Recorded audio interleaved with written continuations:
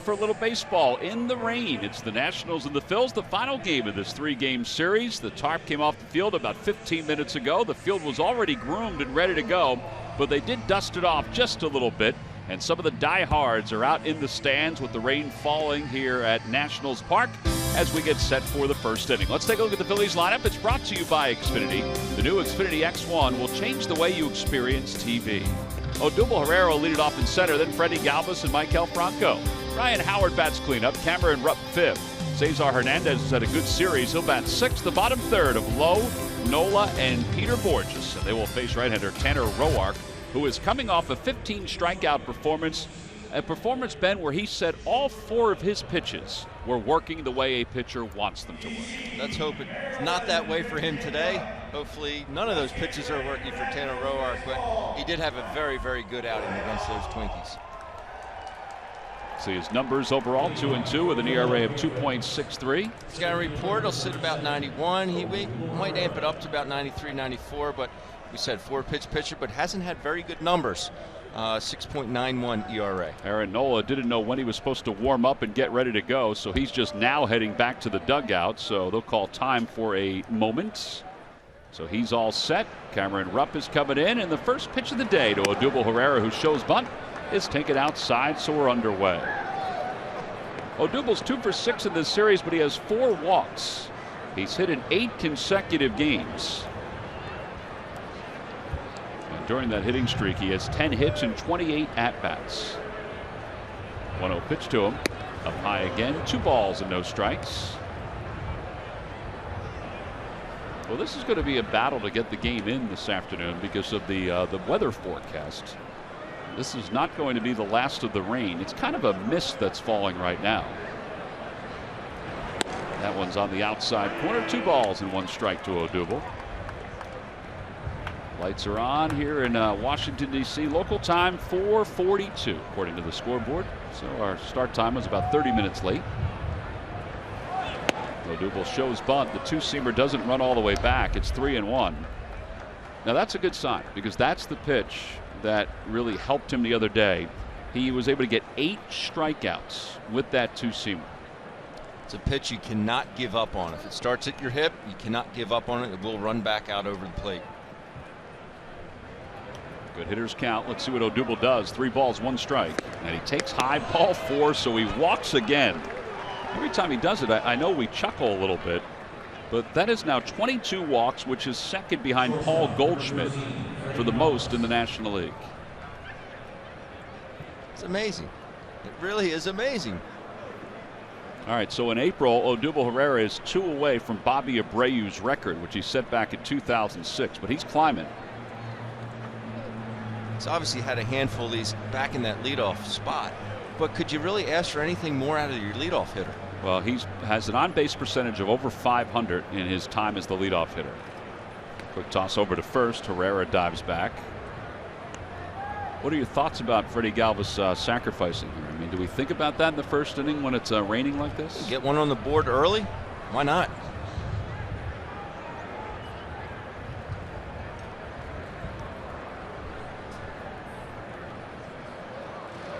Outside, 1 ball and no strikes. Freddie was 0 for 4 in the 1 game he played, which was yesterday, and 3 for 16 on the road trip. He did have a good bunt in yesterday's game.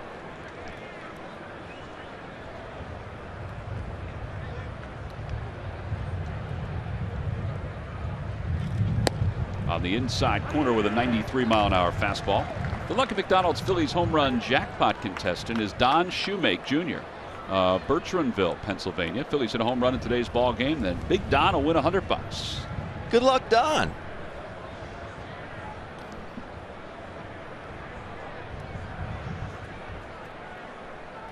There goes Odubel. The pitch is low. The throw to second base is on 1 hop, and Odubel is safe at second base.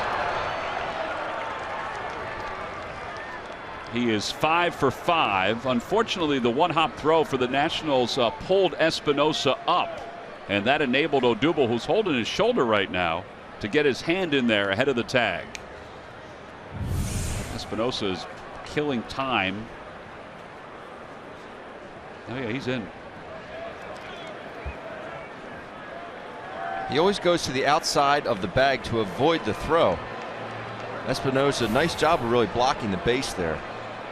So Odubel could not get his left hand in there. Yeah, I wonder if his foot did block the tag, or did block the hand of Odubel Herrera from getting in on the bag. It doesn't look like Dusty Baker's going to challenge, so it's a stolen base. Odubel is 5 for 5 in swipes this year. Let's hope his shoulder's okay. Watch this hand bend. The foot of Espinosa. That's interesting. It looks like he may have been out. So they are reviewing it. Wow. Ted Barrett is over, and they've got a decision. And here we go. And he is out at second base. That last look, that's the one that honestly was the clearest that we saw. And I think they made the right call just by that video right there. See, watch the ball's high, but his hand isn't on the bag yet, and I think he hits the helmet before the hand hits the bag.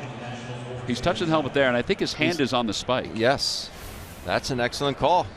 All right, so 2-6 on the putout. And the count is 2 balls and 2 strikes to Freddie Galvis. Let's hope his shoulder's okay. I knew he kept grabbing it. You see him there, still grabbing it. A little dribbler up the first base line. That is a fair ball, and Zimmerman will make the tag. 2 outs here in the first. So that's the first time that Odubel's been caught this year. And it's time now for our Nissan keys to the game. Much like Jeremy Hellickson last night, Aaron Nola needs to trust his fastball. And he also needs to move the feet of some of these national hitters, stand them up a little bit. Offense, keep doing the little things. Obviously not hitting a whole lot of doubles and triples and homers, so do the little things and see what you can put together. Here's Maikel Franco, and Franco takes low. It's 1-0. Franco is 2 for 8 in this series with a run scored and an RBI. And at the knees, so 1 ball, 1 strike.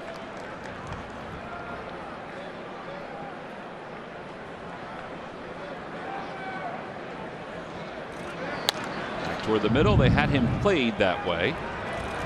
And the side is retired. No runs, no hits, and nobody left. That putout goes 4-3.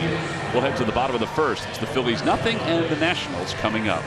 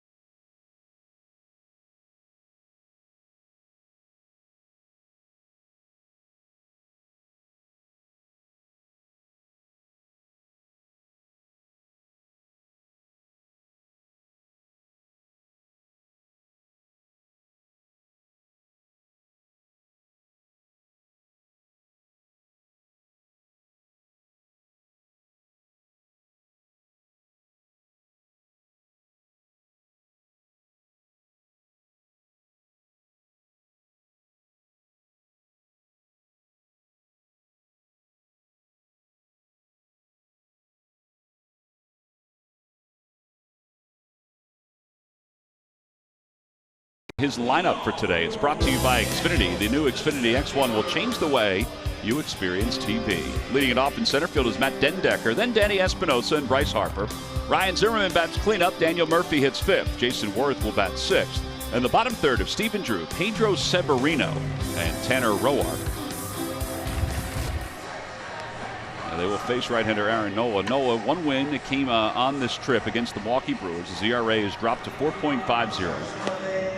And he has 30 strikeouts in 26 innings, and he'll even tell you that he doesn't consider himself a strikeout pitcher, but he's averaging more than a strikeout, Ben, per inning pitched, and that sounds like the rest of the Phillies staff. The breaking ball has been really good for him, but he cannot fall in love with it. Needs to stick with that fastball, and he needs to throw some changeups to some lefties. Fastball will range up to about 92, and he hasn't had very good numbers against these Nats, but hopefully that'll change today. So the first guy he'll face is Matt Dendecker, who does have 2 at-bats against Aaron Nola during his career. He's 1 for 2 against him. Hitting just 167 with a home run and 3 runs batted in. Dendecker's had 1 at-bat during this series, and it was a strikeout. First pitch runs outside, 1-0.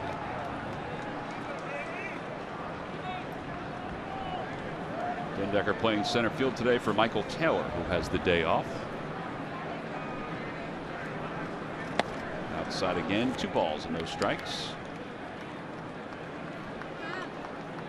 Nationals have a couple of changes in their lineup, Dendecker being 1. Stephen Drew is playing third base for Anthony Rendon, and Severino is catching for Lobaton.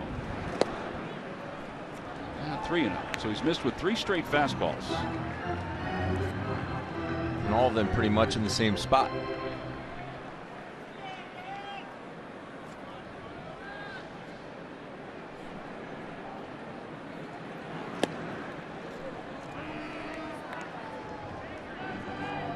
Nola is averaging 10.9 strikeouts per 9 innings. That's up 3 from last year. You know, in a short period of time, he was up in the big leagues. Fly ball, right field. It's not deep. Borges comes running in.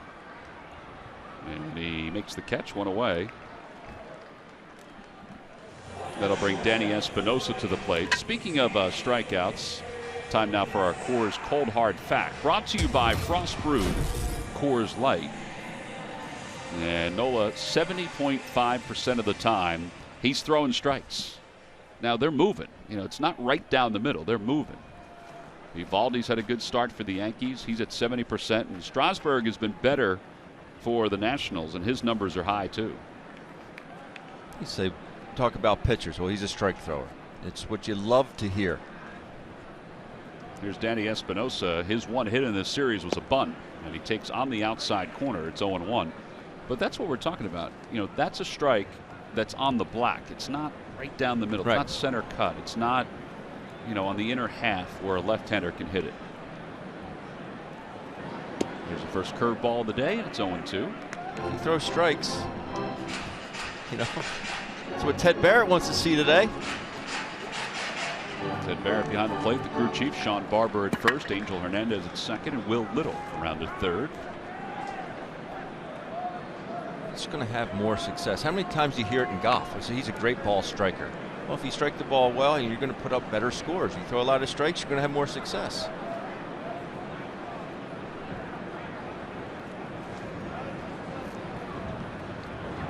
Curveball waved at it, missed, and there is strikeout number 1 for Aaron Nola. 2 outs here in the first. Got some good bite on it. That's his pitch. Cameron Rupp wants it down and in, back foot it. Whew. Swing right over the top. Well, 2 away, and Bryce Harper's coming up. Harper does have a couple of home runs against Aaron Nola, and he's walked 5 times in this series. Phillies pitchers have basically worked around him for most of this series. They couldn't do it in game 1 in the 9th inning. They had to go after him, and he wound up grounding out to third. Hits this one through the vacant hole at shortstop, and he's aboard with a 2-out single. He wasted no time to go after that pitch. No.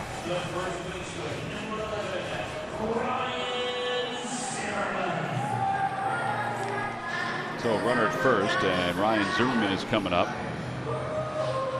Keep an eye on Harper too, because he's gotten some good jumps in this series. He's only stolen the 1 bag, but he's taken off a couple other times, and his teammates have just fouled some baseballs off.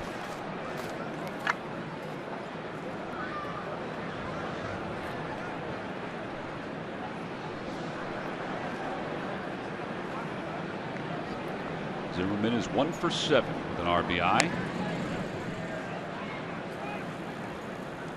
But with the walks to Harper, 5 walks to Harper in this series, he's 0 for 5. So the Phillies have kind of worked around Harper. They've intentionally walked him a couple of times. They've gotten to Zimmerman, and it has not hurt them. Knock on wood, knock on wood. Well, he didn't walk him this time. That one's on the inside corner. It's 0-1. But it goes back to that debate that folks are having, and Dusty Baker obviously hears it because he's asked about it, about whether you put Murphy in the 4-hole behind Harper. And he says, well, I don't want two lefties. I guess if you're going to do it, you'd probably do it against the Phillies because they only have right-handers in their rotation as of now. And their dominant players out of their bullpen are right-handers. Yes. But he is perfectly content with using Harper, Zimmerman, and Murphy in that order. No balls, 1 strike to Zimmerman. There goes Harper. Spun his wheels a little bit. Rupp's throw to second, though, is high. And Harper will steal second base. So that's his 5th stolen base of the season. I'm going to say, if Harper does go here, I like my chances. Aaron is fairly quick, but Cameron Rupp's arm, but that ball just sails on him. Unable to get on top of the baseball. Was Cameron? You know, I mentioned he spun his wheels a little bit. It was his back foot that slipped out, but he was able to recover pretty quickly. Mm-hmm.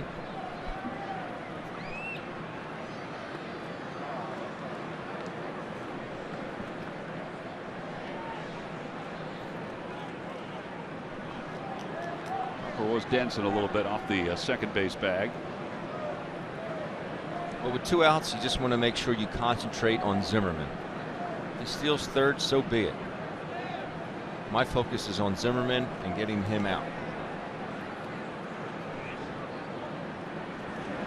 Curveball inside. And it's 2-1.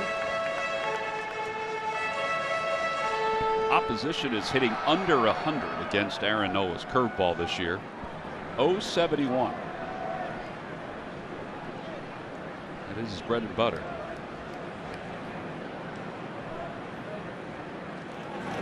There it is again. This one's a little bit better. It's 2-2. I think Zimmerman agreed. That's a good pitch there.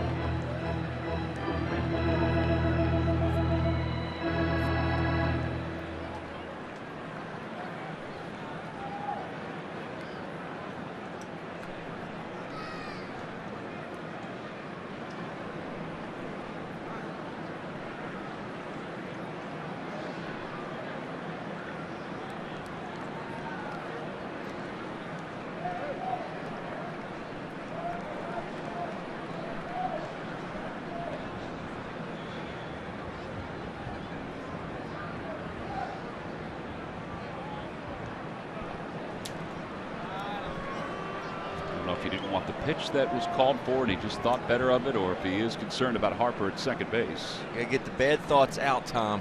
Bad thoughts out, good thoughts in. Get him out, Ben. Get him out.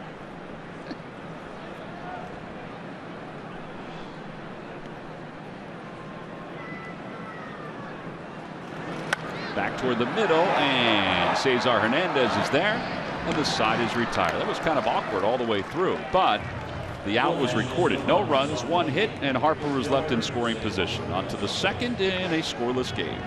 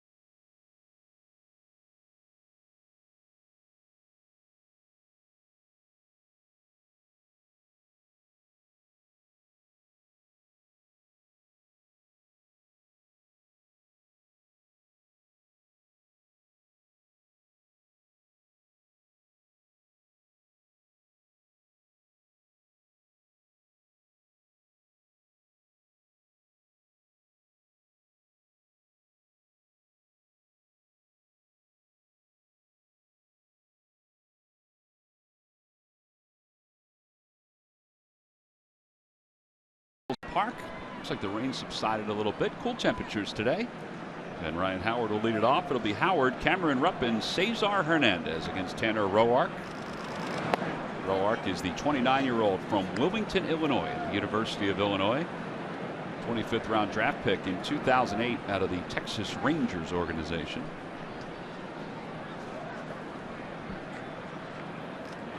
Howard is 3 for 9 lifetime against him. But he does have a home run. One of his 361 home runs during his career.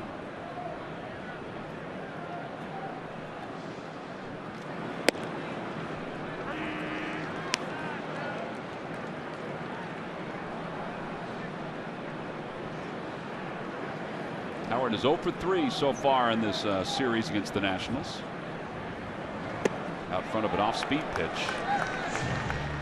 2 balls and 2 strikes.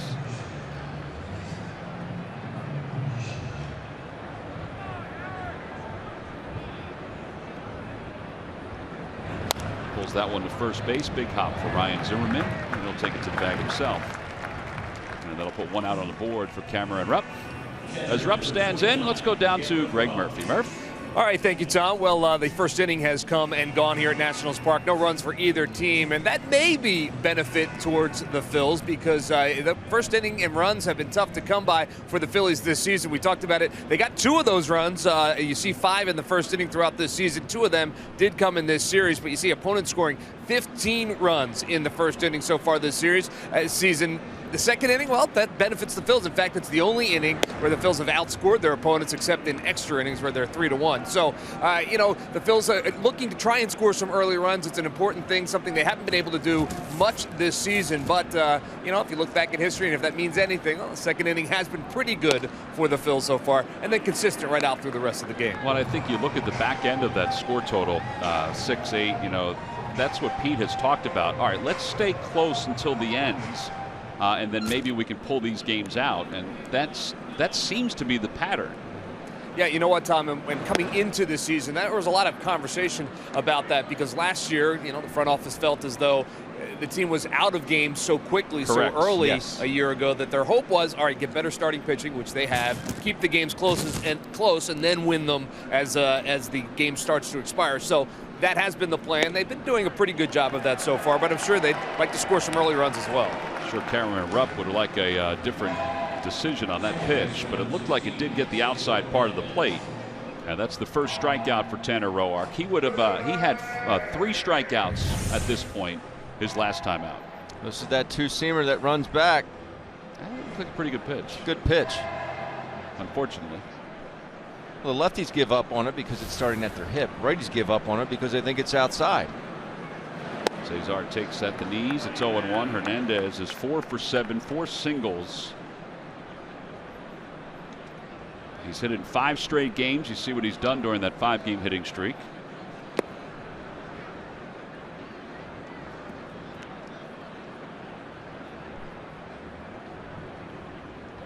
His average at .294.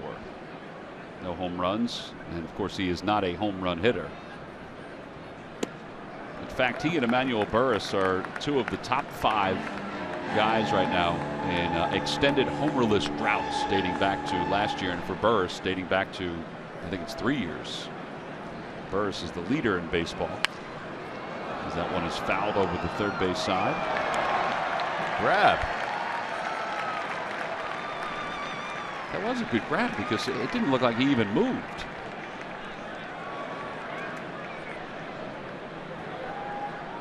Especially on a cold day.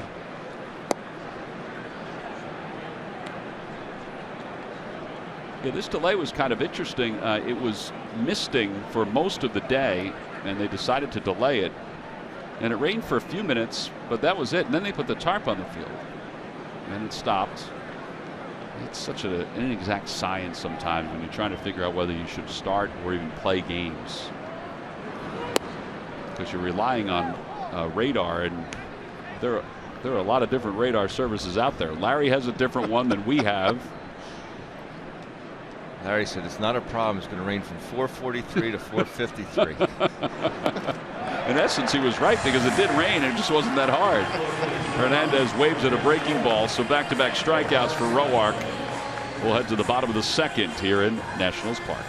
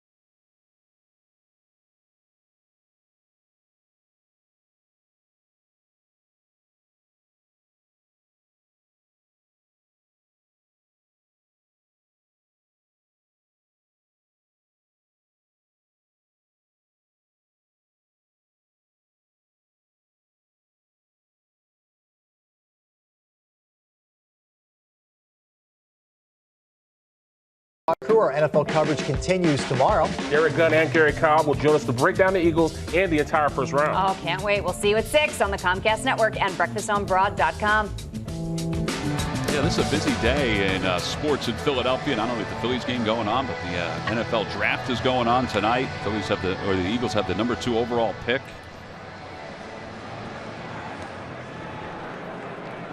Aaron Nola went through the first inning, allowed 1 hit, struck out 1.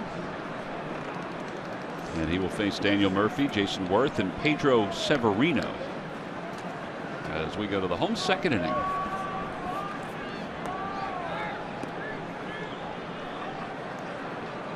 Murphy's 2 for 6 with a double in this series. He's hitting .457 here at Nationals Park to start the year. He's dropped to the number 2 spot, though, and hitting in the National League. The Diaz kid from St. Louis, the Cuban defector who is taken over for Peralta at shortstop, he is leading the league in hitting now. Did you see the ball he hit last night to left field? I did. Man. See some of the plays he's making at shortstop, too. Whew. Well, we'll see him next week. 1 ball, 1 strike to Murphy. Curveball on the outside corner, and it's 1-2. I think if you're a home plate umpire and you're umping a Nationals game, or before this umping a Mets game, you have to be prepared to answer a lot of questions when Daniel Murphy is coming up at the plate. Unbelievable. He's just looking for a little guidance, Ben. Pulls that one to second base. Hernandez bobbles it for a moment, and he throws him out. One away. Jason Worth is coming up. Before we head to St. Louis, though, we're going to head home. It's going to be nice to be home for a weekend as the Phillies take on the Cleveland Indians. That begins tomorrow night at 7 o'clock. Saturdays at 7:05 as well. Fans Feeding Families Night. Bring a non-perishable food donation and get a buy one, get one free ticket to a future game. See Phillies.com/feedingfamilies. Sunday's a 2:35 start, and it's StubHub Mother Appreciation Day. Tickets can be purchased at Phillies.com.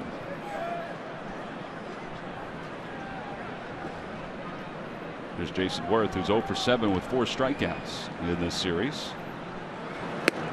First pitch is up high, 1-0. By the way, you're going to be doing a little radio on Saturday. I am. At the ballpark. What time are you over? What time are you done? 1 to 6. All right, so the gates will open and folks can come and watch you broadcast radio. Yeah. Boy, is that a thrill. Yeah. They can bring non-perishable food for the Fans Feeding family, and they can stop at the concession center, just buy you food and bring it over to you. There you go. Chick-fil-A stand is right across from where you're broadcasting from. That must be tantalizing for you.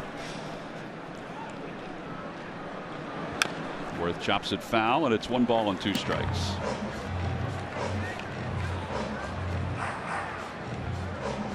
Phillies pitchers have done a very good job with Jason Worth, working ahead in counts, and he's chased some pitches. He's climbed the ladder. He's also swung at some balls in the dirt. So Aaron Nola has some options here. Breaking ball and a strike 3 call. There's that curveball. That's his best option. And there are 2 outs. I'll just throw the old knee buckler.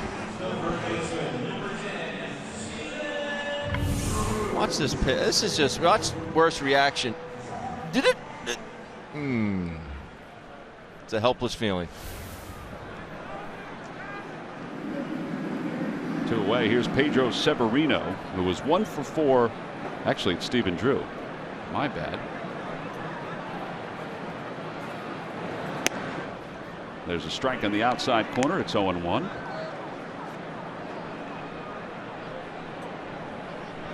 Well, they have made a switch to the original lineup card, which had Severino batting here and then Drew. So obviously it's Drew and then Severino. As long as it's right what they hand to the umpires. Have to get the whiteout out. 1 ball, 1 strike. Swing and a miss. It's 1-2.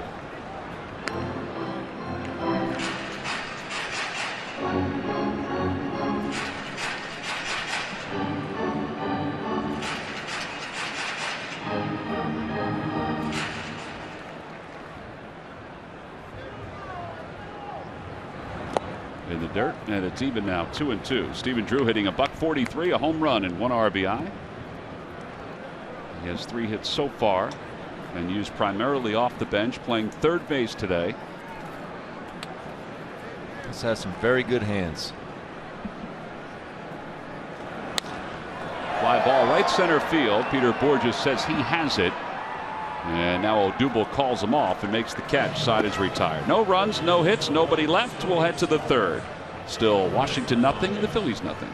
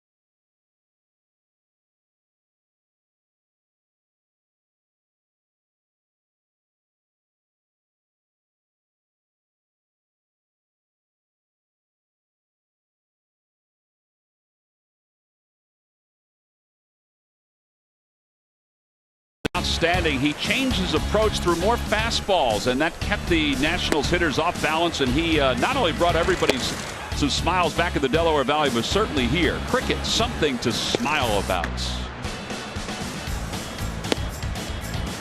Had a lot of good late movement on his fastball. Was able to dot it down and away. The changeup, Chooch said after the game, was very, very good. And that's a pitch they got a lot of the strikeouts with, but he was able to get ahead and stay ahead with that fastball. 7 innings, 8 strikeouts, 2 hits allowed. Phillies scored enough runs. They scored 3. And now it'll be David Lowe, Aaron Nola, and Peter Borges. Lowe hitting .250 with no home runs and an RBI. The first pitch from Tanner Roark is taken for a strike. It's 0-1. Roark, with his 15 strikeout performances last time out, it was only the 2nd time in his career that he's had a double-digit strikeout performance. He gets Lowe out front and he loops it out towards center field. And the shortstop Espinosa makes the catch. Roark threw 121 pitches, which is the most he's ever thrown in a game. And he gave up just 2 hits, and they were in the first and second innings. He gave up a single and a double, and that was it. He did walk 3, and he said that's part of the reason why when he looked up in the 5th inning and saw he was at 91 pitches, he said, I'm not going to be around to see the end of this game. No. Here's Aaron Nola. Nola hitless so far this year.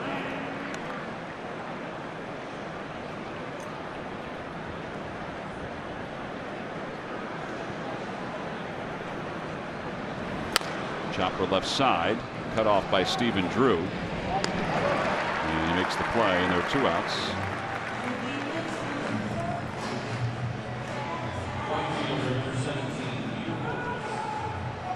And here's Peter Borges. Borges making his 18th start. Hitting 169. He was hitting 186 when he woke up this morning, but he had a hit taken away from him in Philadelphia. A ball that was originally scored a double was now scored an error to the center fielder. He swings at the first pitch, and he's retired. And another 1-2-3 inning for Roark. He's faced the minimum. He threw a 5-pitch third, is not allowed a base hit, so Aaron Nola will go back to work.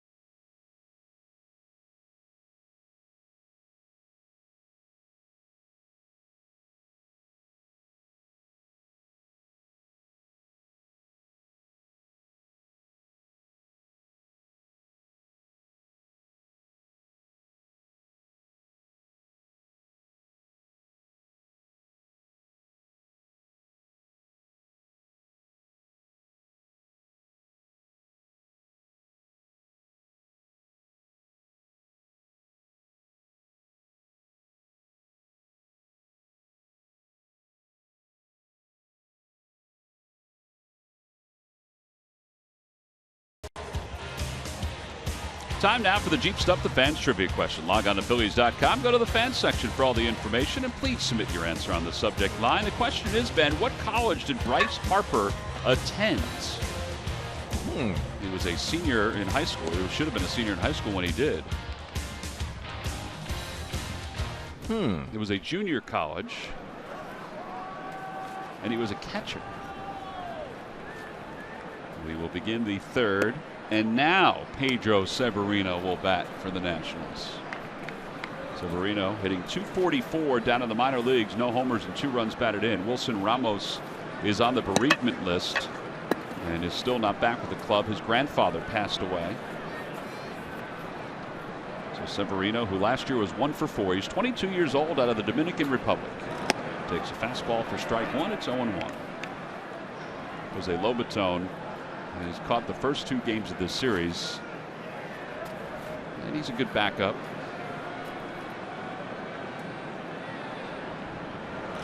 Breaking ball, and it's 0-2. Getting a lot of flinches on that breaking ball right now. I wonder what's different about it today that's caused those flinches. Fastball fouled back above the screen. I think you get a lot of flinches from the righties because of his arm slot. The fastball and the curveball, even his changeup, everything comes out of that same arm slot, but it's a low, I wouldn't say it's sidearm, but it's more of a 3/4, kind of drops down and just when it comes out, it kind of jumps up and out at a right-handed hitter and then drops down and away. 0-2 pitch is pulled foul.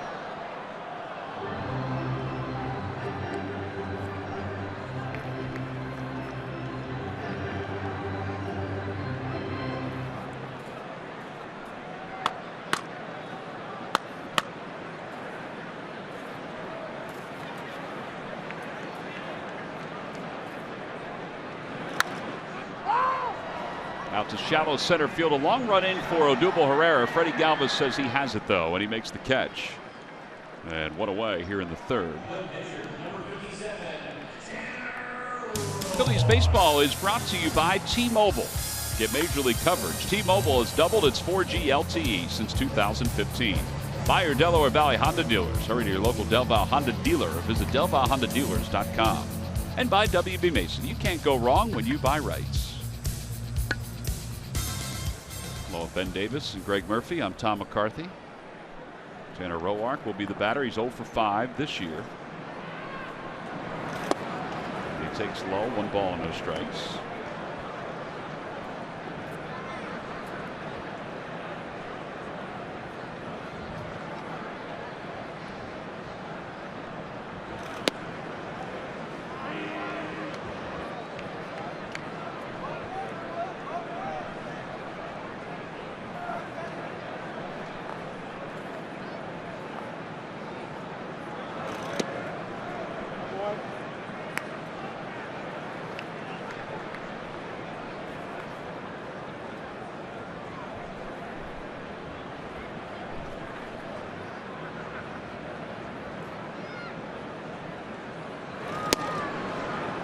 Good spot with that fastball. That's a pitcher's pitch right there, called by Ted Barrett.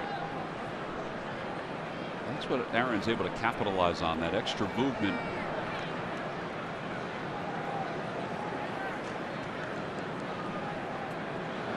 Curveball on the inside corner. Third strikeout for Nola. And 2 away here in the third. Phillies fans, next time you want to grab Phillies seats, get the StubHub app. Not only will you find seats you'll love whenever you want, you can find the best seat for your buck when you sort by best value. We take the price and location of seats and show you which tickets at StubHub give you the best deal. So get the StubHub app today. Matt Dendecker will be the batter. Dendecker flied out to right field his first time up. By the way, Dendecker and Odubel Herrera, the leadoff hitters today. Neither one is really a home run threat, although Odubel did hit his share last year, and Dendecker hit 5. Today, on this date back in 1989, I was reading today, Ricky Henderson, as that ball is hit over to first, Ricky Henderson broke the record for most leadoff home runs in the major leagues. That was his 36th. Well, he finished with 81. Ricky Rick. He shattered the record. Odubel will bat when we come back in the fourth.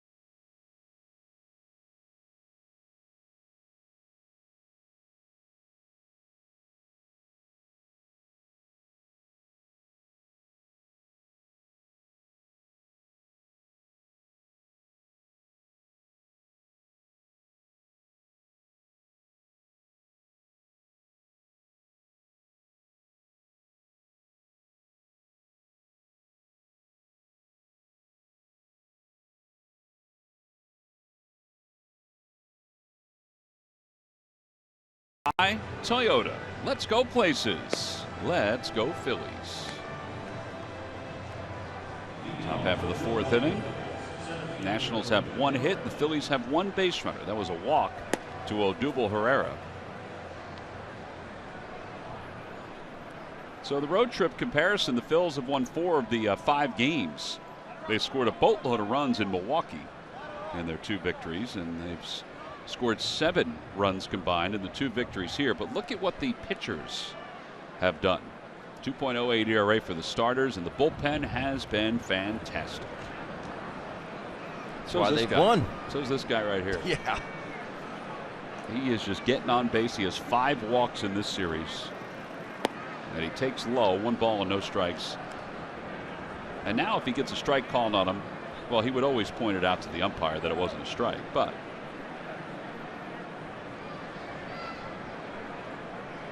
he is certainly confident. Inside, 2-0.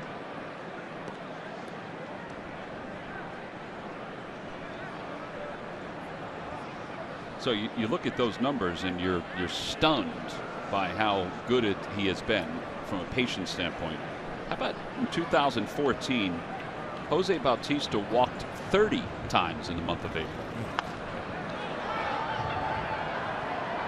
That's 26 games. He walked 30 times. Now it's probably because they didn't want to pitch to him, because he had 8 home runs in the month of April in 2014. Odubel's not that kind of a threat. No. But sometimes power hitters like Bautista have a tendency to go out and want to swing it. Absolutely.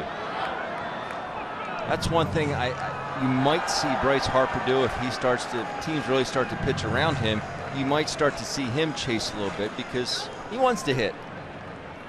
He wants to do damage.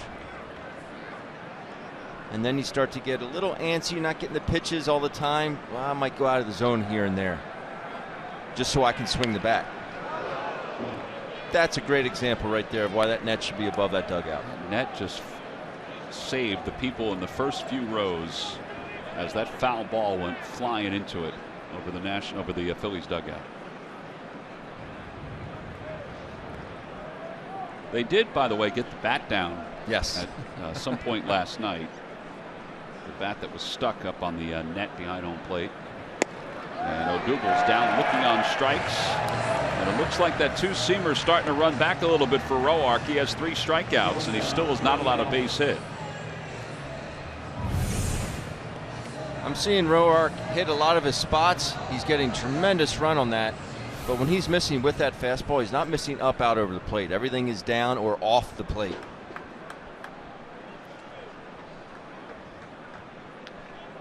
Freddie Galvis, the hitter. Galvis takes a breaking ball, and it's a bit high.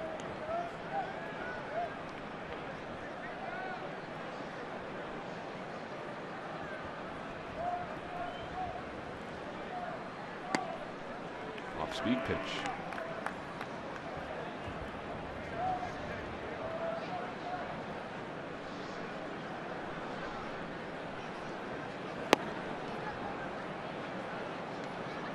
He's a guy that trusts his fastball. Going into today's game, 63.7% he's used his fastball this season. It's been up in the 60s his entire career.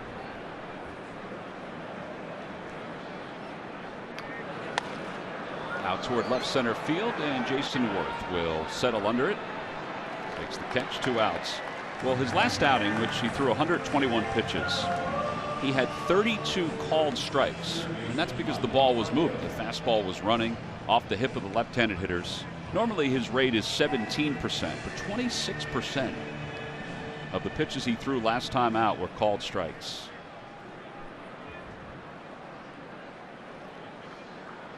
Phillies have gotten to him, though. He's 1-4 as a starter against the Phils with an ERA over 7. So they're hoping that those tendencies continue here this afternoon. And there it is, 77% of the time he's throwing the fastball today. Not there. That was a changeup.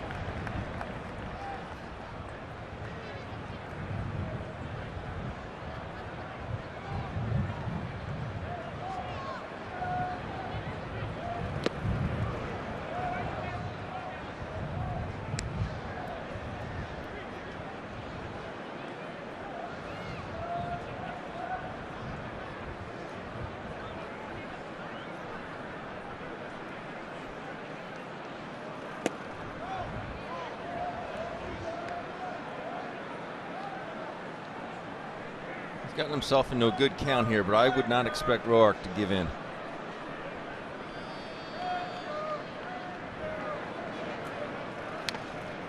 He did throw him a fastball. He challenged him with it. It got a piece of Severino. Oh. Right off the toe. He does have the extra toe flap, but sometimes it just doesn't help. See the extension there on the end. There you go. Look at his face as soon as the ball hit the foot. I don't mean to laugh, but he's okay. But that nail's not gonna. That's not gonna last much longer. No, that's why my feet are so pretty, Tom. Yeah. 3 balls and 2 strikes to Franco, and Franco chops it foul. Never met a pair of flip-flops I didn't like, Tom.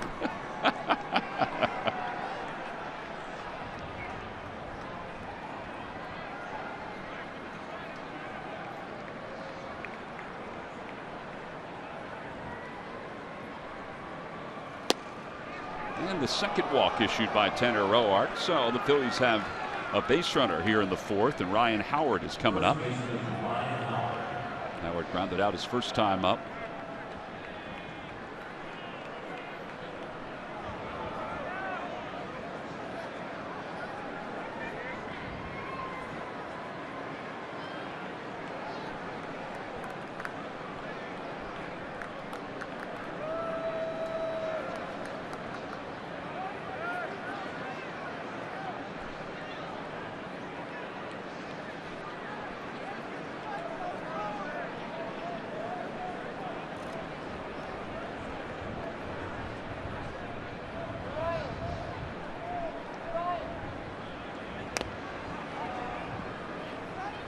His first couple of bats, Ryan is not seeing the off-speed stuff from Tanner Roark clearly out of his hand.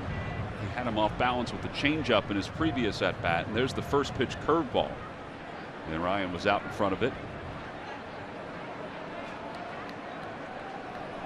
Ryan's 2 for 15 on this road trip. Outside, that one he saw. And it's 1 ball and 1 strike.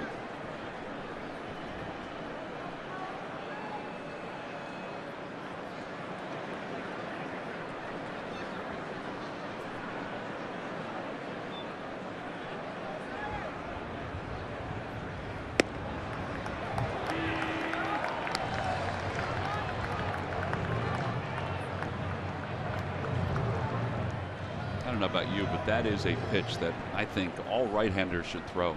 You know, that Greg Maddux, Kevin Millwood kind of comeback two-seamer off the hip. Now, not everybody can throw it. That's the thing. Everybody can try and throw it. Well, I'm saying everybody should try and throw it. Because it is a tough pitch for a left-hander. I mean, even if you know it's coming, you're like, all right, I'm not going to give up on it. I'm not going to give up on it. And then it's coming at you. You're thinking, oh, that's not a strike. Right. Maddux did it at 88, 87, 88. Roark's doing it at 92. 2 balls and 2 strikes. Big difference. That one's lined the other way, and it will drop in for a base hit. The first hit of the day for the Phils. And it puts runners on first and second with 2 men down. Now the Toyota Major League scoreboard. The Tigers defeated the A's 7-3. Anthony Ghost, the former Phil prospect, a double and a home run. Anibal Sanchez got the win. Phillies will see the Tigers later on this year in Detroit. In fact, the Nationals will see them coming up as well. Cameron Rupp is now the hitter. Rupp struck out looking his first time up.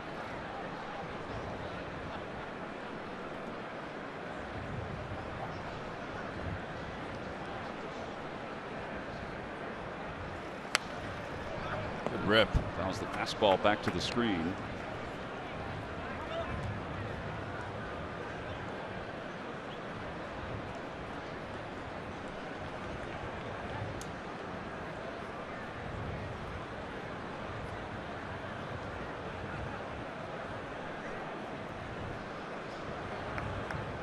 Make that 2-out walk hurt.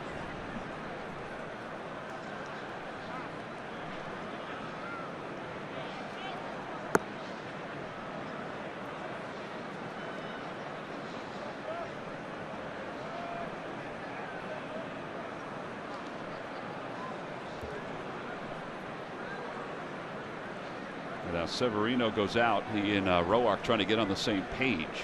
Their first time connecting with each other.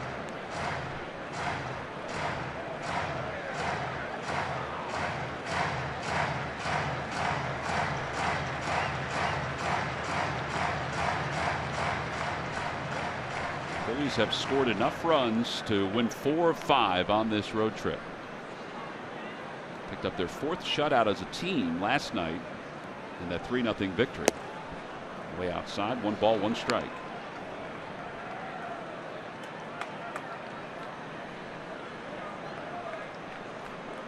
Four out of 5 is nice, but 5 out of 6 would just be awesome. And I think you know, Pete talked about that in spring training when they have a chance to put a team away. There's a high chopper out towards second, and Murphy has a little trouble getting it out of his glove, but throws out Rupp. And that'll do it for the Phillies here in the 4th. No runs, 1 hit, their first hit of the day. They leave a couple onto the bottom of the 4th inning. Phillies nothing, Nationals nothing.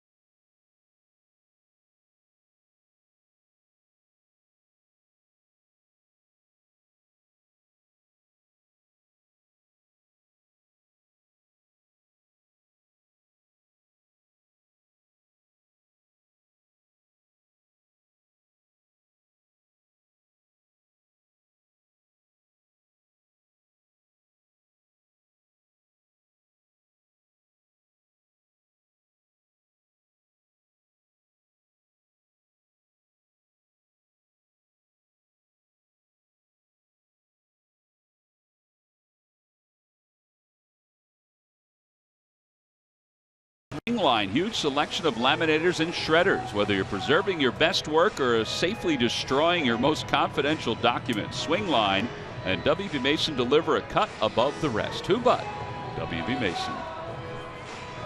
Well, I guess if you don't have a poncho to bring, you might as well bring some tinfoil. That'll always help. Insulation.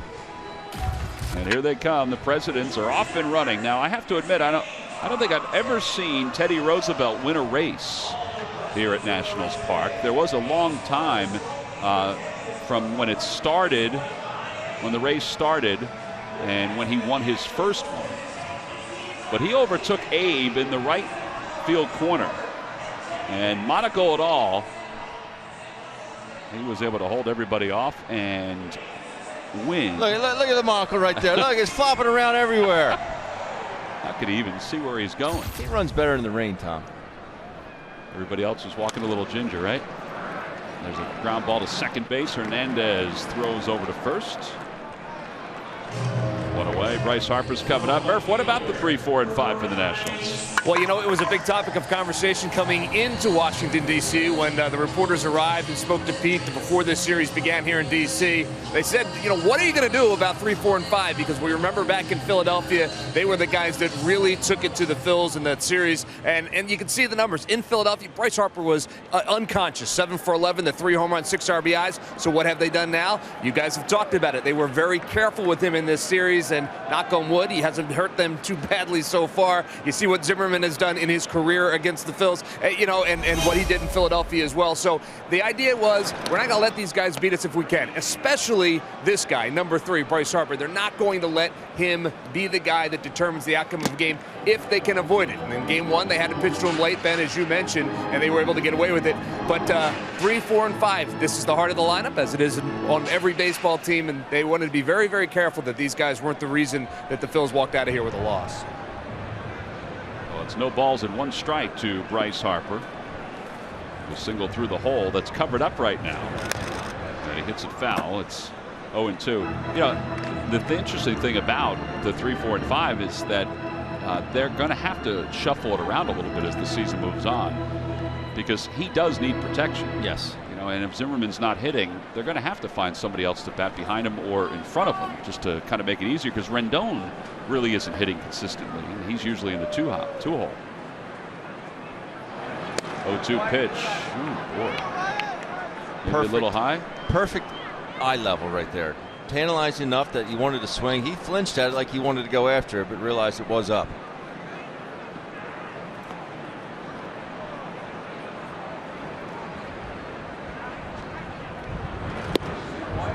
Back foot him with that breaking ball.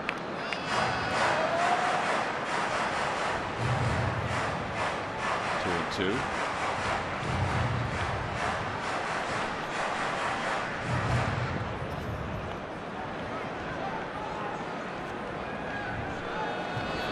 Got him. Another breaking pitch down to the zone, and it's the 4th strikeout for Aaron Nola. And Ryan Zimmerman is coming up. The pitch before it was good. Got him to move his feet. This one swings over the top again. It is sharp. Very, very sharp today.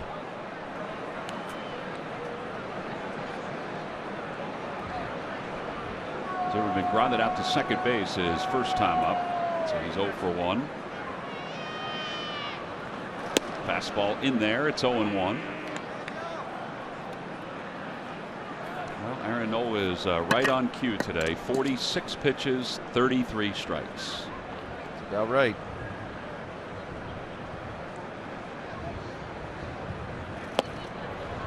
There's the changeup. Probably only the 3rd changeup he's thrown today.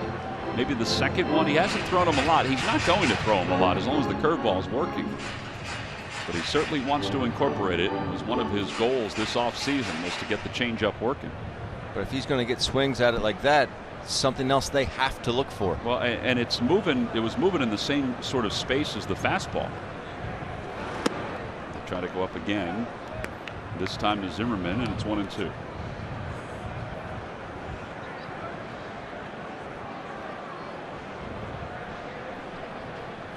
55% with the fastball, 32 curveball, changeup just at 13%.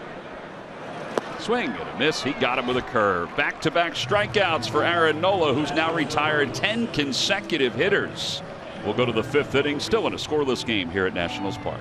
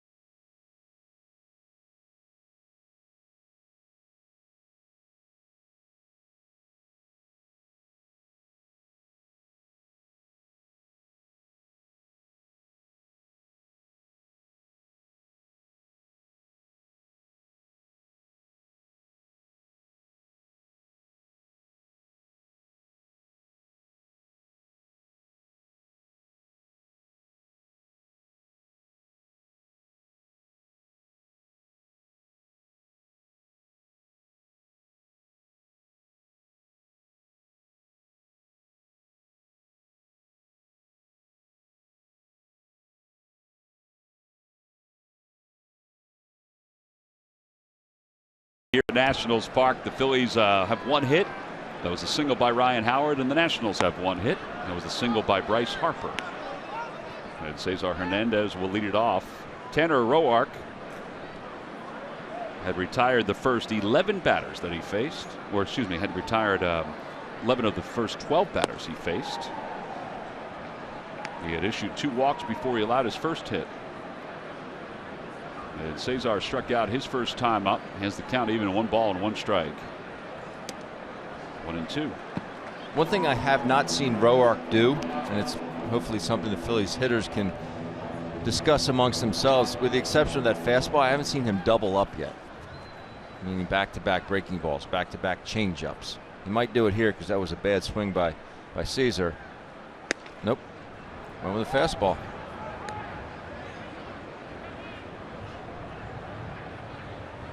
Something like that to put in your back of your mind. If he has tendencies like that, then he can sit on a pitch. That one did not run all the way back. Pretty close, though. 3 balls and 2 strikes to Hernandez.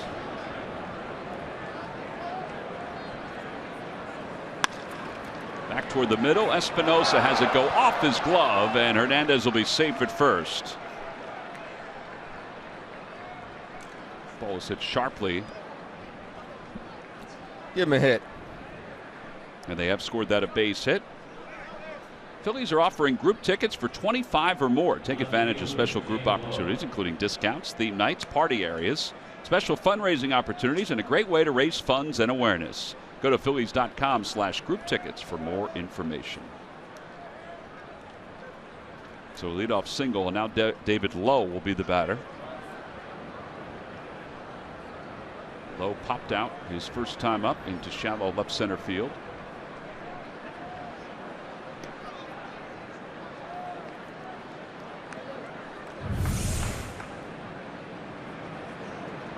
Almost looked like he overran it. Yeah.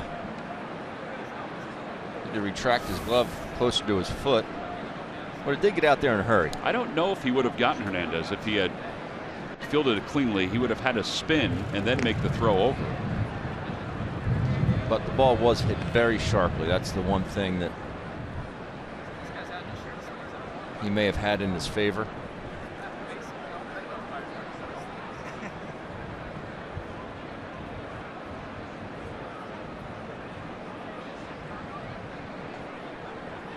Cesar does not go, and Lowe takes the pitch outside. 1 ball and no strikes. David Lowe, who spent time in this area playing for the Baltimore Orioles.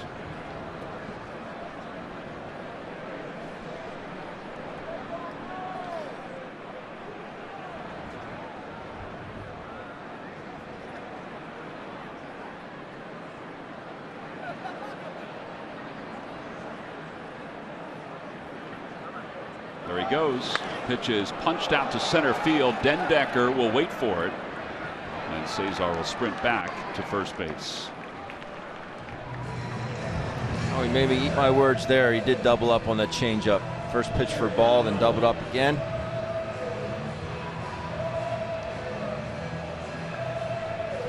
Well, this is game 6 of this series between the Phils and the Nationals. 3 games in Philadelphia and now 3 here. And see, the Phillies have 3 wins. They've only scored 12 runs, though. So it's about their pitching. And for a few games, it was about their relief pitching. But in this series, it's about both, the relievers and the starters. Nola bunts that one foul. Nola batting 8th. Phillies are 5-1 when the pitcher has batted 8th since Pete Mackanin has made that change. You look at those numbers and wonder, how could the Phillies be up a game? They're just really true. They're drastically different. But you know, the part of it is that the Nationals were so hot in that series in Philadelphia, at least for the first 2 games. And the Phillies have pitched so well here, and the Nationals are not hot offensively. Right.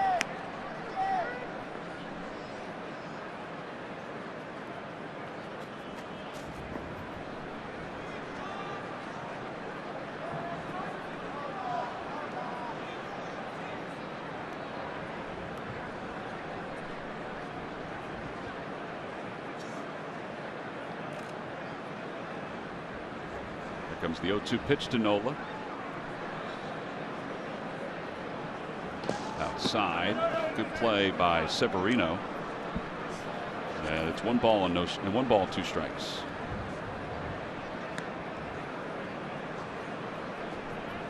Good play there. Always shifting to your right, which was my toughest side. I always felt I shifted better to the left. That was a good play by Severino.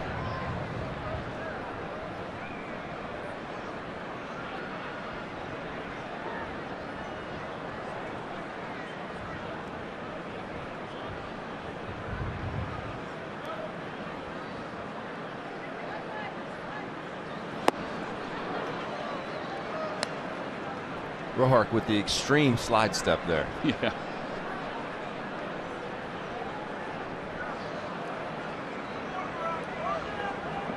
Unless you feel terribly comfortable with that, I don't see any reason to do that with the pitcher up.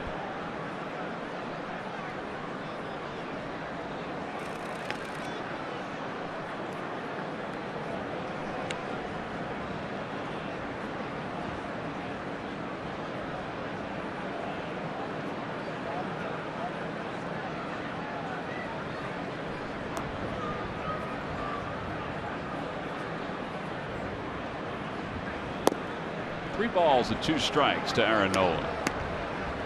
He can work himself a walk here. Get on base.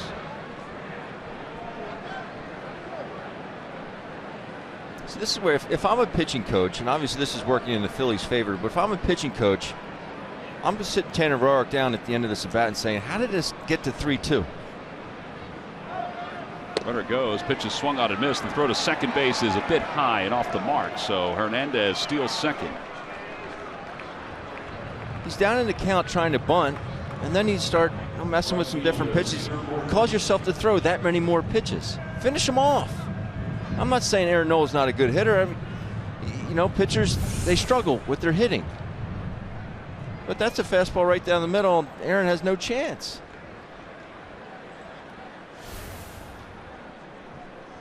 I'm with you. I was also looking at Nola falling in front of the catcher as he took that swing. That ball is pulled over to third base. It's kicked by Drew, who then tags Cesar Hernandez, and he is out at third base. What would have been first and second with 2 men down is the final out of this inning. And the side is retired. No runs, 1 hit. He went on contacts, but it played right into Stephen Drew's hands. Did he apply the tag? It looks like he did, and we'll head to the bottom of the 5th.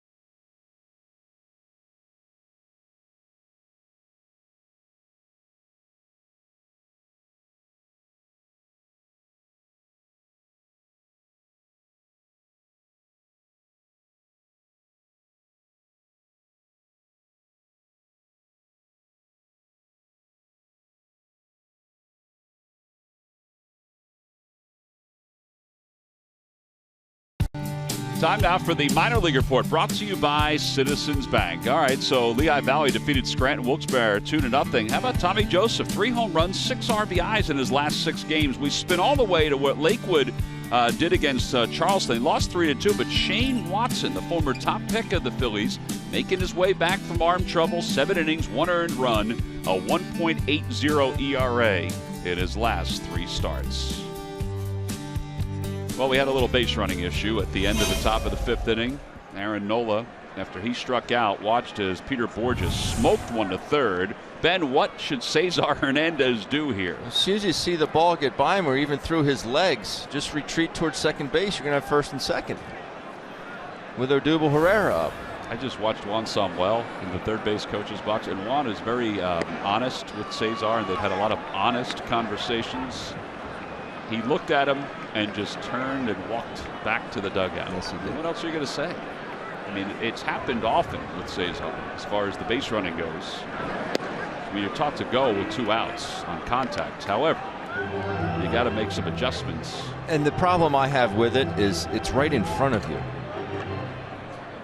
Literally 30 feet away, right in front of you. You can see it happening right in front of you.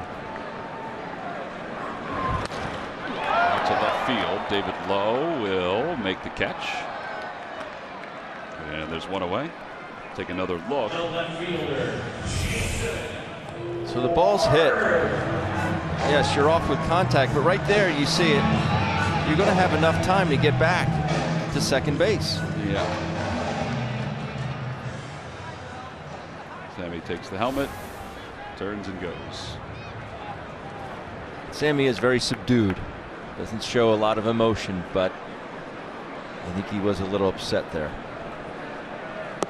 Here's Jason Worth. Worth struck out looking his first time up.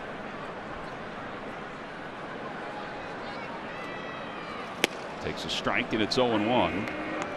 He is guessing right now. He is guessing.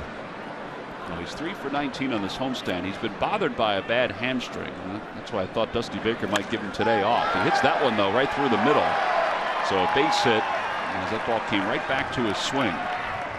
And Jason Worth is aboard with a 1-out single, and that's the first hit since the first inning for the Nationals.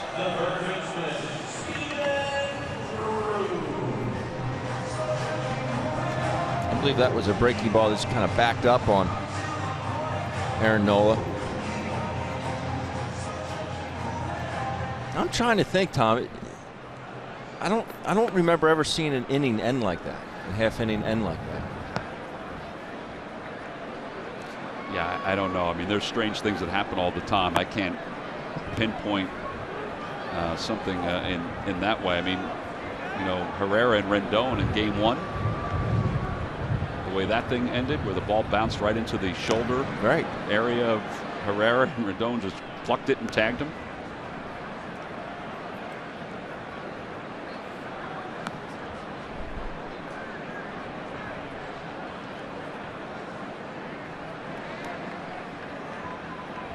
David Drew popped out to shortstop his first time up.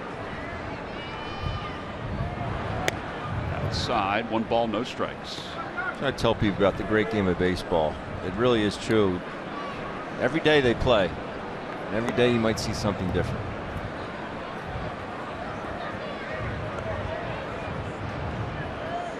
Every day you might see some things that you don't want to see. Yeah.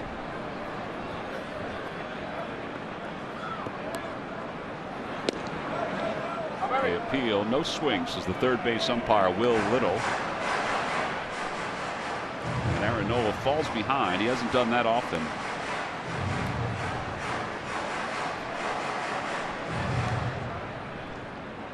You're right. He did it on Dendecker the first at bat of the ball game, going 3-0, able to get back into the count.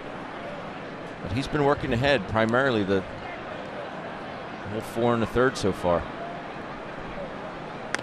Off the hands, out toward the right side. Howard's got it. Flips to Nola covering. 2 outs.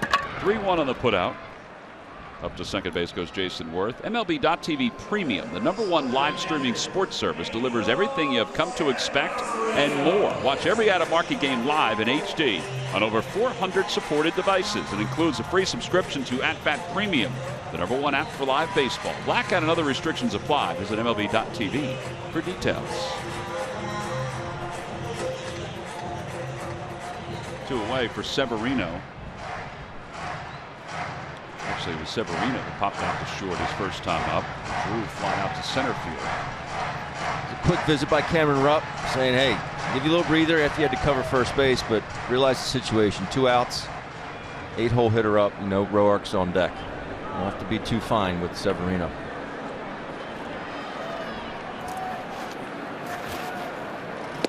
Breaking ball inside, 1 ball and no strikes.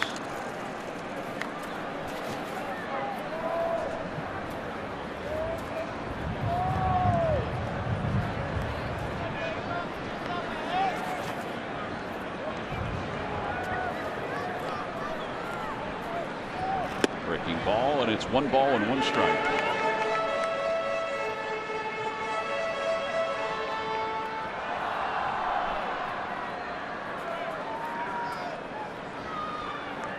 Whoever it was that taught him that hook should be thanked over and over again, because it is a good pitch over to third base. That's a foul ball. It's 1-2. I can't believe, first of all, that, I mean, the action that he has on it is very good. But secondly, how many he throws for strikes? He throws a ton for strikes. And I'm not saying that guy swing at that are out balls that are out of his zone. Ones that he actually called strikes.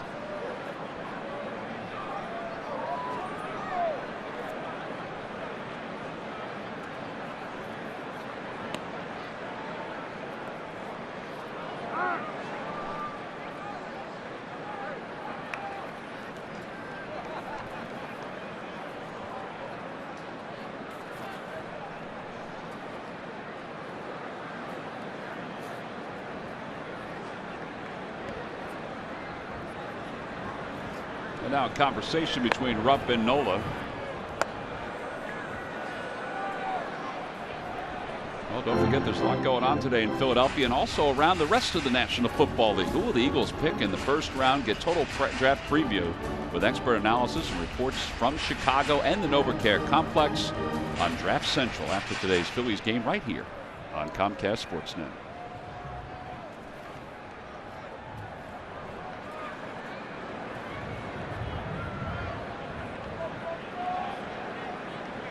Got him out front of a 77-mile-an-hour curveball. 6 strikeouts for Aaron Nola. No runs, 1 hit, and Jason Worth left over at second. We'll head to the 6th inning here in D.C.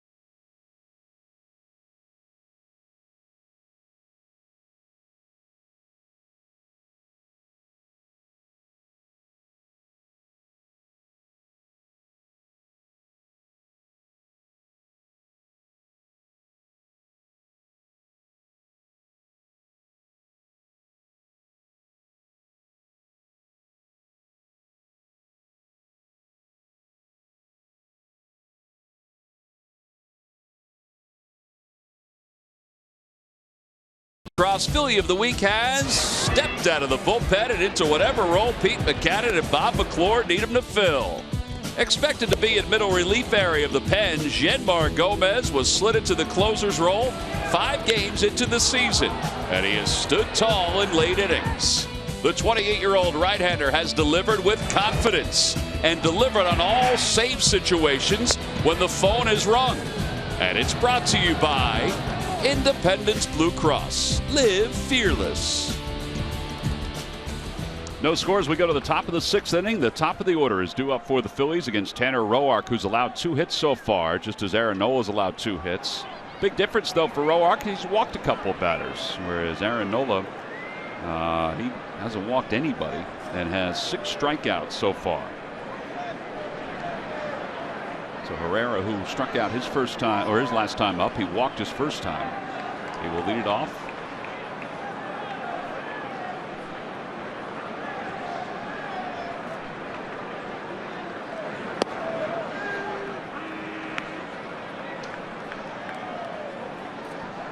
Tanner Roark arrived on the scene a couple years ago when he won 15 games in 31 starts in 2014. He was kind of a swingman, 31 starts, but also appeared out of the bullpen. And I think he thought, and everybody thought, that going into 2015 he would have a spot in the rotation. But then the Nationals came out of nowhere and signed Max Scherzer. And before they signed Scherzer, Mike Rizzo went out and talked to Roark and let him know that his spot in the rotation was going to be taken by one of the more dominant pitchers in the American League, who they were signing to a lucrative deal. But he did get a chance to pitch in the rotation last year and out of the bullpen. The numbers, though, were not as good. He was 4-7 with a 4.38 ERA, 40 games last year, 12 starts. But pretty good numbers across the board and during his career as a starter. Really good numbers. 2-2 to Odubel. I like his stuff. I do.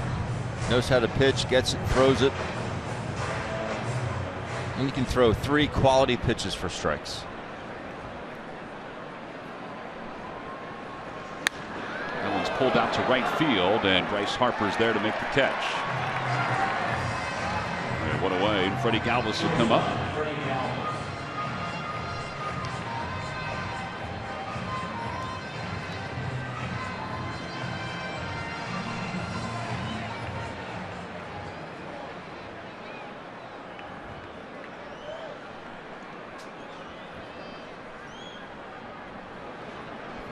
Galvis is grounded out. He's also flied out to left field.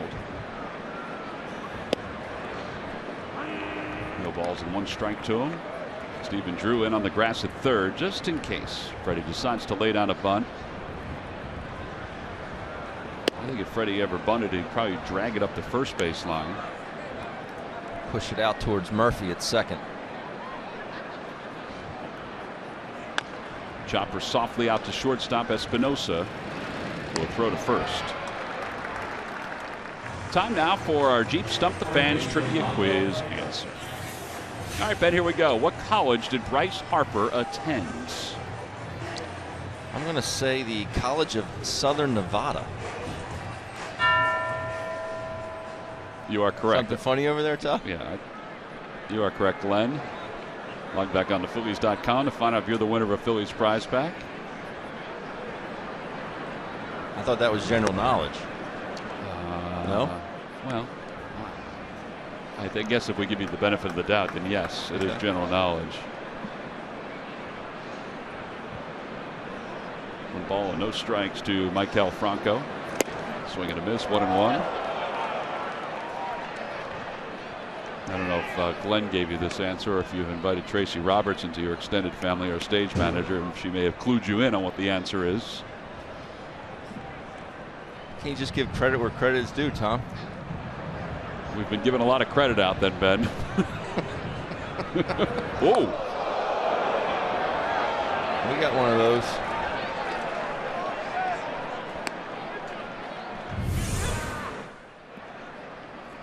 Man.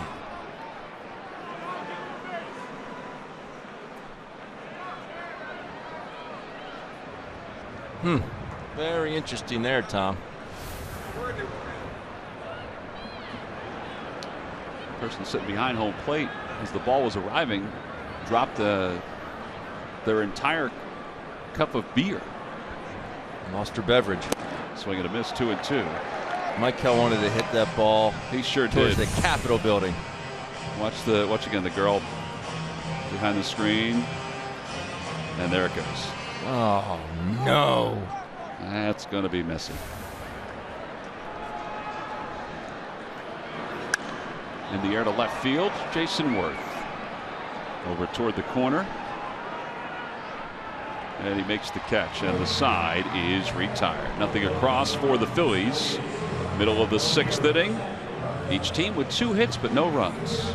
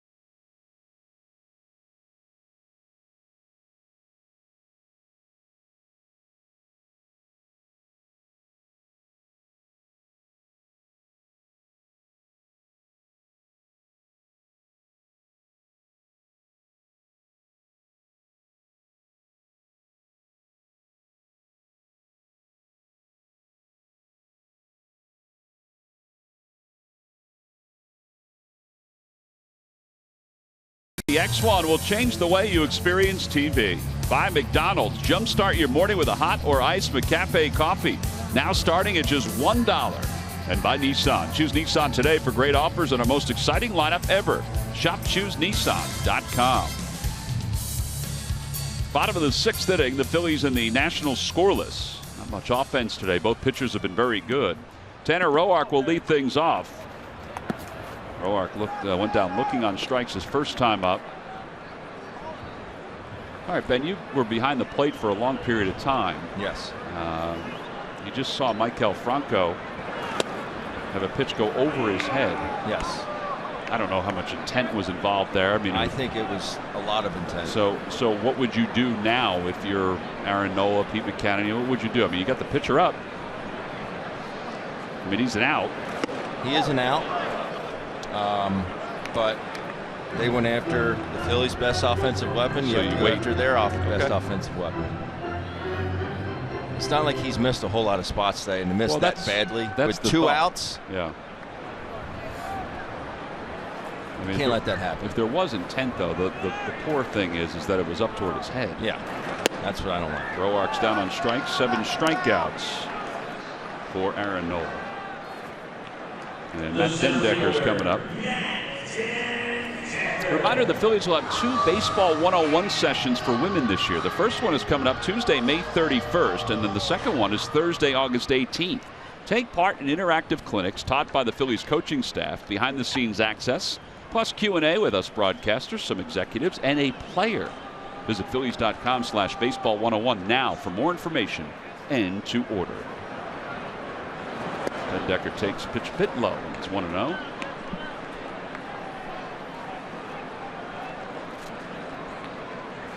Dendecker has flied out to right field. He's also grounded out to first base. Swing and a miss, and it's 1-1. Boy, such a great tempo today by Aaron Nola. Yes. I would concur with that, Tom. I would concur right back to you. Curveball in the dirt, and it's 2-1.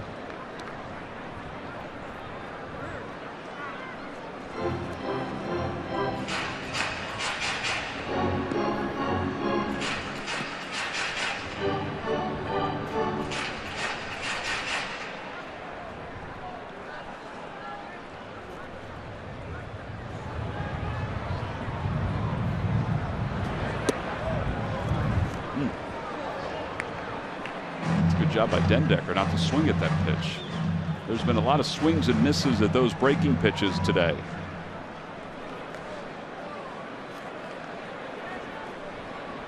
Three balls and 1 strike. And there's the first walk of the day for Aaron Nola, just the 3rd base runner overall. Aaron has been able to set down the Nationals in order on 3 different occasions. Each time the Phillies pitchers do that. Comcast will make a contribution to Phillies charities. Phillies baseball is brought to you by Xfinity. Xfinity X1 will change the way you experience TV. Danny Espinosa has struck out. He's also grounded out to second.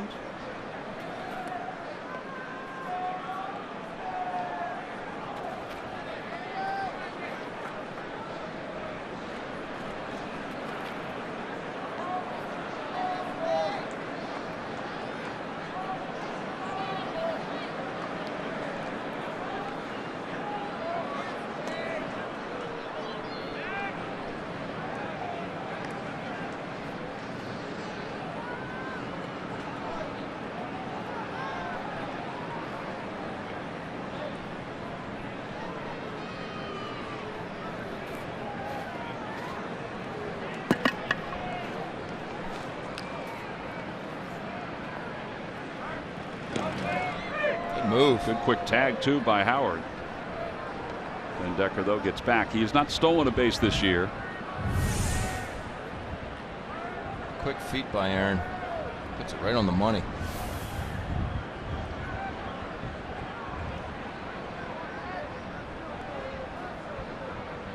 Toyota Major League Scoreboard. Jake Arrieta did give up a run today, but he pitched 5 innings. He did walk 4, but he got the win. His ERA is up to 1. I watched some of that game while the rain was falling here, and his stuff looked pretty good.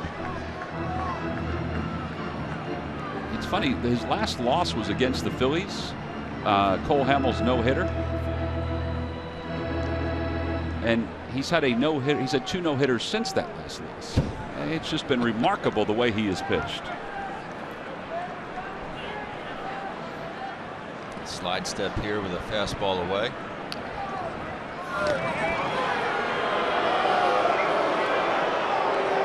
Keeping Dendecker close at first.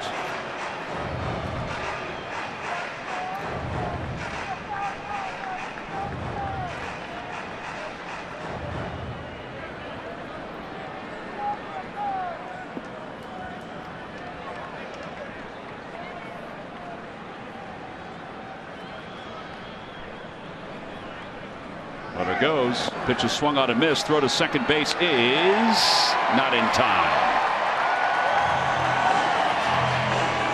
Freddie Galvis pointed to the dugout.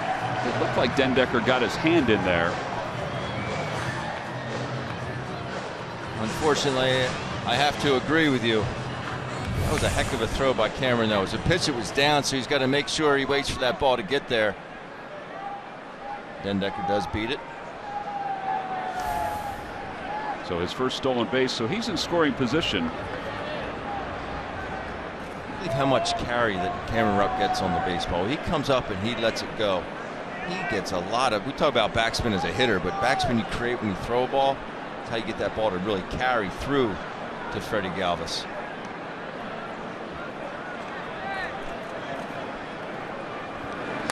Over to first base, big hop for Ryan Howard. He'll take it to the bag, 2 away here in the 6th inning. Let's see what happens here. 2 outs.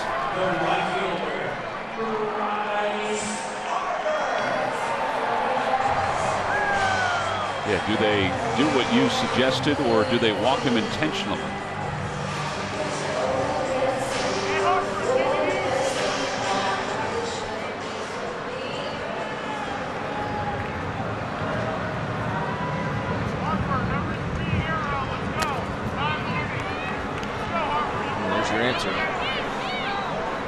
They're not going to walk him intentionally. Dendecker's over at third. Harper today is 1 for 2. Ground ball right side. Hernandez gets to it, throws off balance in time to get Bryce Harper. The putout goes 4-3. An excellent play by Cesar Hernandez, and Harper slams his helmet down as the out is recorded. No runs, no hits, 1 man left over at third base. This is some fantastic defense by Cesar Hernandez. He just threw it and started fading out to shortstop, and then the reaction by Bryce Harper.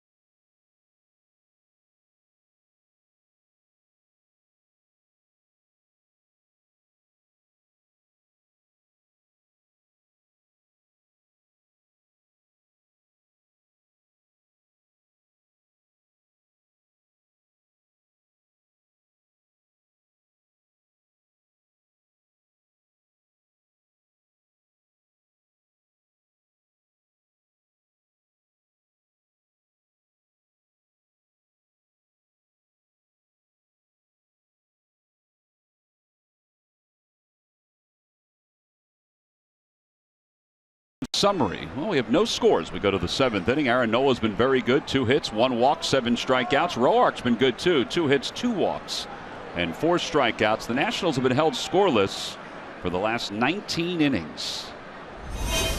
Ryan Howard will lead it off. Howard is 1 for 2. He has 1 of the 2 hits. And he takes a strike. It's 0-1.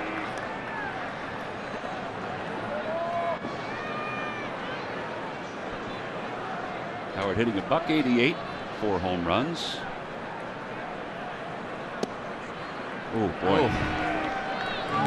Ryan's reaction, and I think it's the right one. Pitch looked like it was outside, but Ted Barrett, his strike zone's been pretty good here today.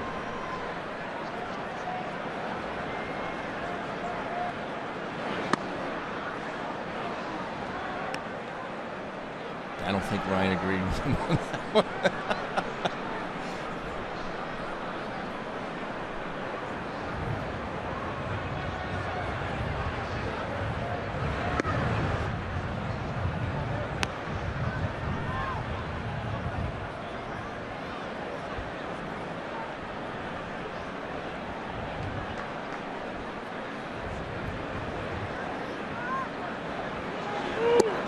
Got him with a 78-mile-an-hour breaking ball. 1 out here in the 7th inning. 5 strikeouts for Roark. Well, how about this play by Cesar Hernandez, our Hyundai defensive play of the game? It's as good as it gets. Ball hit up the middle. You see how far he's shaded towards the right side. Cesar gets there, plants, and fires a very strong throw to first base. Bryce Harper not pleased. And that is your Hyundai defensive play of the game, brought to you by your local Hyundai dealers. Everett Rupp is 0 for 2. He takes way outside. 1 ball and no strikes.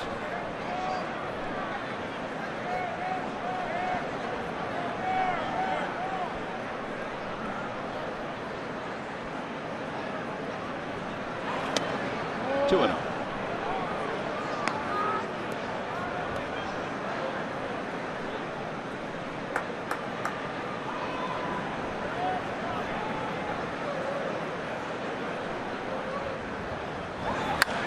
Out to right center field. Bryce Harper on the run. Plenty of room out there. And it's going to stay in the yard. And there are 2 outs. Phillies have hit 2 right to the edge of the warning track. 1 to left field and now 1 to right field. And Cesar Hernandez is coming up. Gave it a ride. Especially on a cold, damp day like today. He's not going to get a whole lot of carry.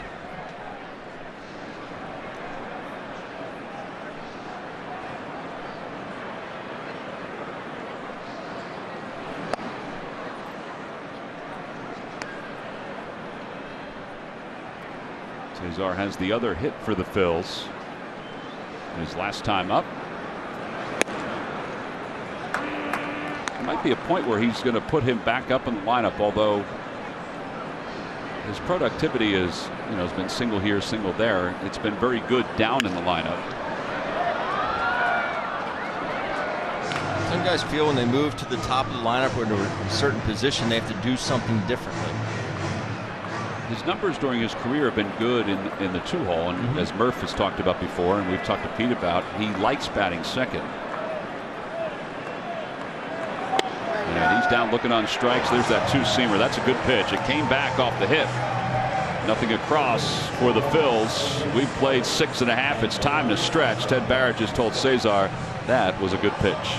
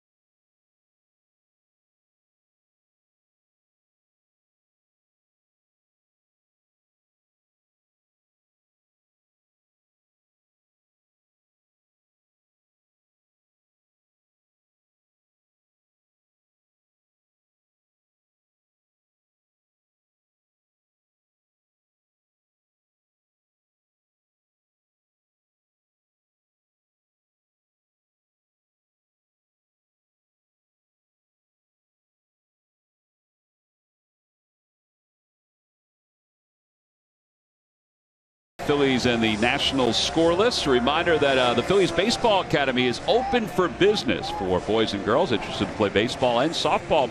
4 divisions allow for age-appropriate instruction, professional coaching, skill development from Phillies players, coaches, and Baseball Academy instructors. Camper reunion night at Phillies games. For more information, call 610-520-3400 or see the community section at phillies.com. Oh, throwback Vladimir Guerrero jersey. Folks here in Washington wished he was still with the franchise when they moved down here to Washington. Imagine if he were. I used to go out and watch him take batting practice in Olympic Stadium. No batting gloves. It sounded like shotguns going off. Every time he made contact, it was cool to watch. He was a very good player. I once saw him in the minor leagues make a throw from the corner in right field in the air to third base. Yeah. I mean, it had some height on it. It wasn't a bullet like a line drive, but it was incredible to watch the arm strength. Ryan Zimmerman off the hands, bloops one to right. Here comes Peter Borges, and he makes the catch. 1 pitch, 1 away here in the bottom of the 7th inning for Aaron Nola. His closing speed is just something really impressed us this year with his defensive play. He gets good reads, yes, but his closing speed, able to get to baseballs, it's really, really good.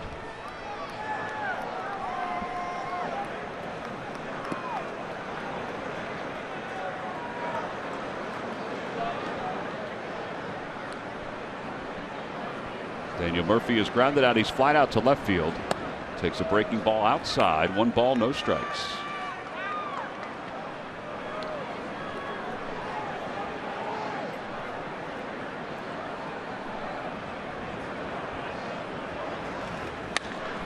A high fly ball to right center field. Odubel back to the scoreboard, and he'll make the catch. It didn't sound like he got it all, but once Odubel went back to the scoreboard, I wasn't sure if it was going to carry out. He went back as far as he could and then actually had to come in on the baseball. Like it got blown back towards the field. Two-seamer, maybe a little bit off the end of the bat. Just a little bit. He thought he got it. Jason Worth is 1 for 2, singled his last time. Struck out looking.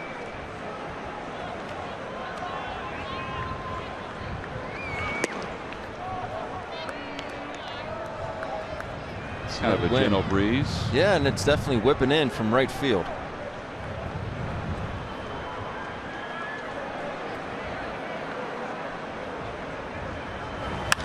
Over to shortstop, hit hard. Galvis takes a half step back and throws out Jason Worth. 1, 2, 3 go the Nationals. This has been an excellent 7 innings for Aaron Nola. He threw just 5 pitches to get through the bottom of the 7th.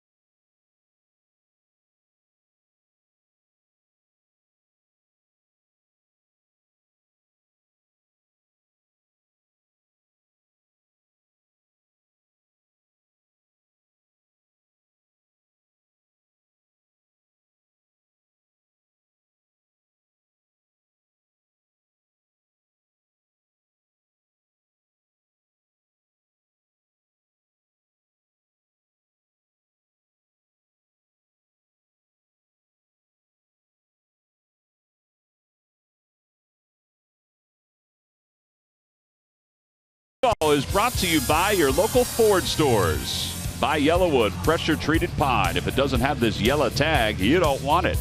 And by the Pennsylvania Lottery. Play Escape to Margaritaville, the new instant game from the Pennsylvania Lottery.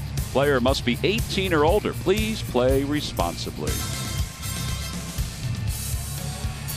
Top of the 8th inning. Tanner Roark's night is done. I should say his day. Well, I guess we're getting close to night. Is done. After 7 innings, he strikes out 6. I don't think Aaron Nola's day is done, but we'll see. There is bullpen action for the Phillies, but he's only had 77 pitches. Cameron Rupp came over to shake his hand, so his spot will be up second. Yeah, here comes Emmanuel Burris out to the on-deck circle.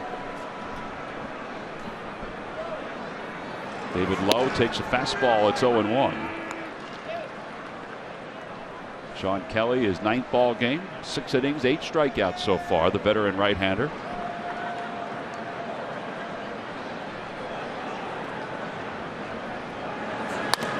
Ground ball to the right side.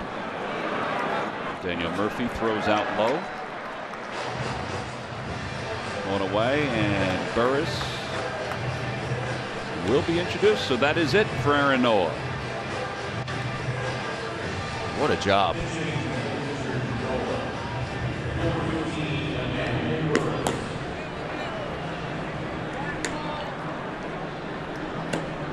Seven innings pitched, 1 walk, 7 strikeouts, a grand total of 77 pitches. That's efficient.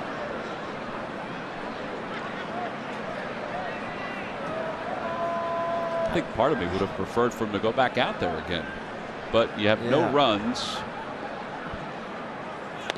Burris bunts up the first base line, and he is tagged out. 3 unassisted. I don't know. I think I would have liked to have seen him throw 1 more inning. Well, Pete's made that switch, and now Mike Maddox is out to the mound to talk to Sean Kelly. As Peter Borges is coming up. This is kind of an interesting meeting right here. He's only thrown 3 pitches.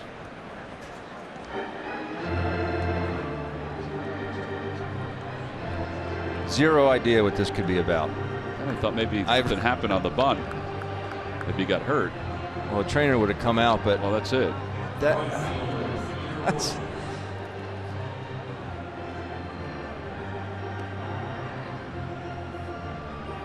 So after the quick meeting, Maddox is back, and Peter Borges will bat against Sean Kelly. 2 outs here in the top of the 8th inning.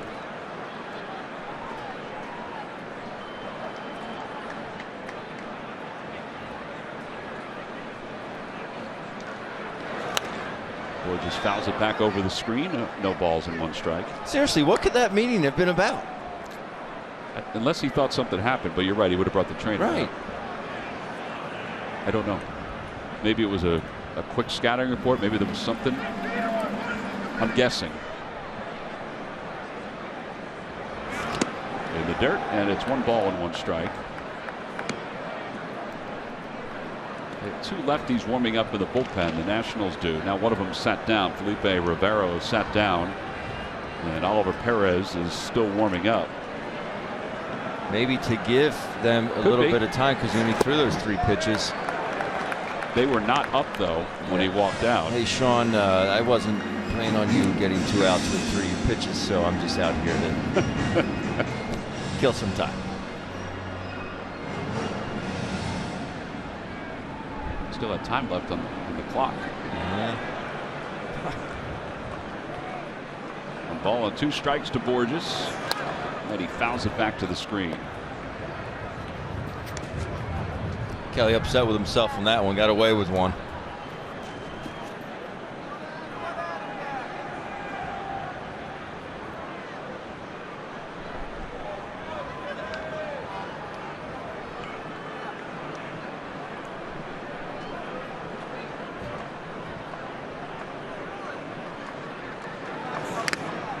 And a foul tip hung on to by Severino. And the side is retired. Nothing across for the Phils. We'll head to the bottom of the 8th inning. Still a quiet day offensively for both teams.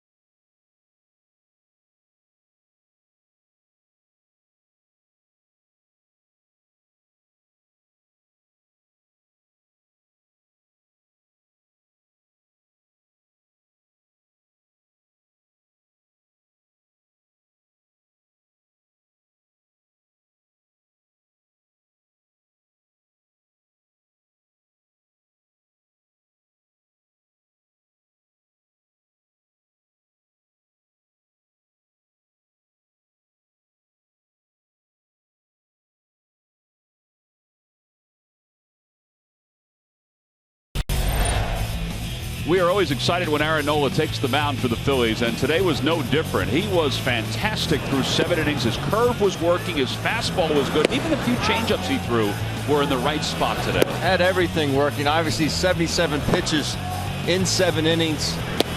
That is economical and efficient, and he was on top of his game today. Aaron Nola, well done. All right, so on this year so far is 2 games against the Nationals. Much different stories on both ends. His 2 games on this road trip have been very good. 7 innings in each of them. He'll get a no decision here this afternoon. So he'll give way to Dyer Hinojosa with a 3.48 ERA. Thrown 10 in the 3rd inning so far. He will face Stephen Drew, Pedro Severino, and then the pitcher spot. Jonathan Papelbon is warming in the bullpen, so it looks like he's going to wind up pitching the top of the 9th inning, one way or another. In either a tie ball game or a chance to help the Nationals win it. Drew takes a strike. It's 0-1.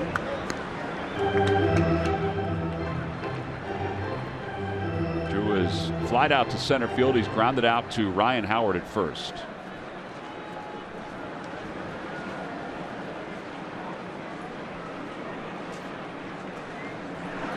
Outside, 1 ball, 1 strike.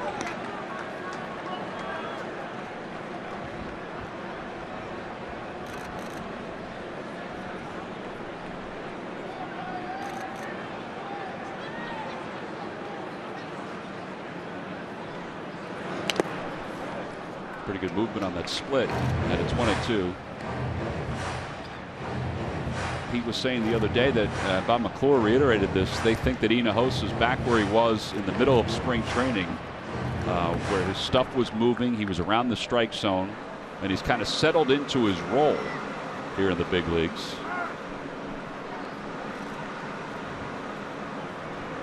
They're kind of talking about the matchups that are coming up and the potential pinch hitters, which include Anthony Rendon and Michael Taylor, 2 normal starters for the Nationals. Swing and a miss. He got it with a 94-mile-an-hour fastball. Was he late on that? It was right by him. This is just gas.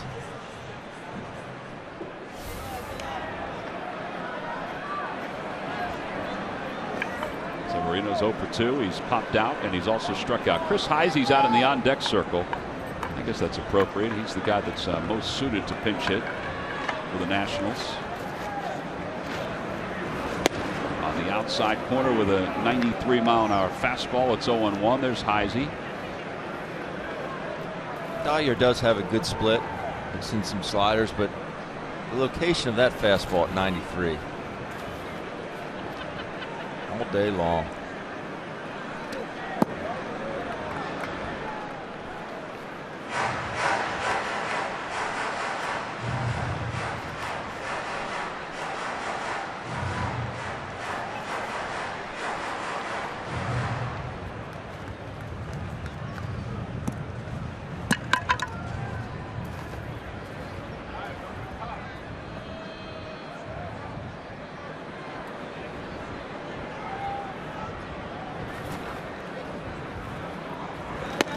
Outside, and it's 2-1.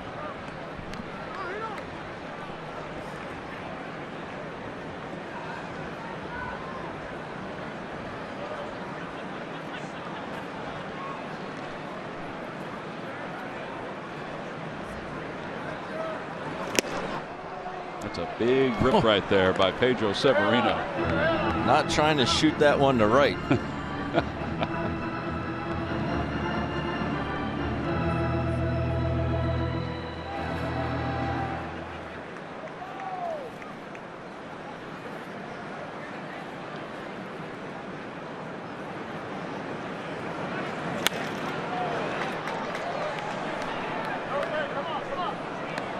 Phillies half of the 9th inning. They'll have the top of the order. It'll be Odubel, Freddie Galvis, Maikel Franco to come up for Pete Maccannon's team. Right now a scoreless game.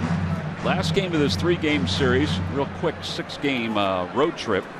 I say that because the next road trip will be a little longer, and it's coming up on Monday when the Phillies go to St. Louis. 2-2 to Severino. He stays alive, fouls it back.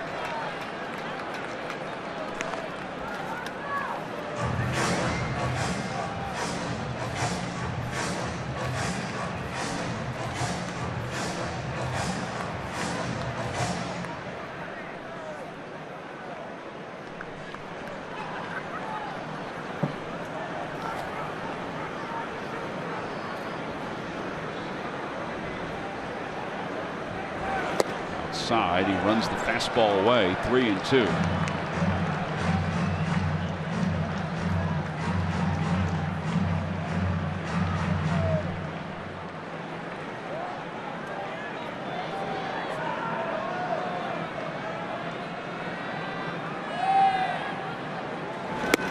And ball 4. So Severino works out a walk. A base runner for the Nationals. They've had one base runner in the first, one in the fifth, one in the sixth, and one here in the eighth. Well, Chris Heisey's last AB came against the Twins on Sunday, and this was the walk-off that sent Washington to the victory. And that was in the 16th inning. The 16th inning. Hanging breaking ball. He's been a pretty good pinch hitter during his career. See, 41 pinch hits, 12 home runs. Bob McClure out to the mound to talk to Hinojosa.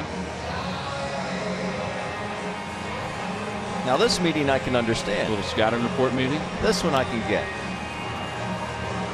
Ted Barrett just let Bob know that his time had wound down. His 30 seconds from the time he left the dugout. Bob was funny. He was telling stories the other day about growing up just outside of San Francisco. And he grew up with Keith Hernandez, who played for a long time with the Mets and the Cardinals, among other teams, now broadcasting for the Mets. And he said, you should have seen our Little League team, our Legion team, and our high school team. He said, we won everything.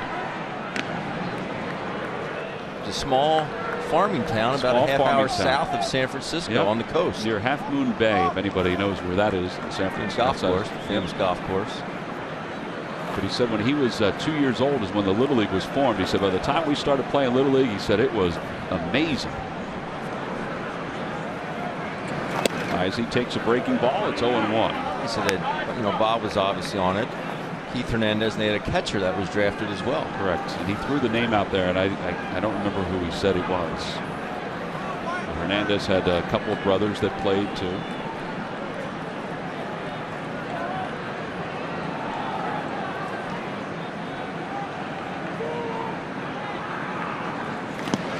Play by Rupp. It's 1-1. The reason we were talking about it is because of the weather we are experiencing right now. It was kind of like this the other day. And he said it feels like San Francisco.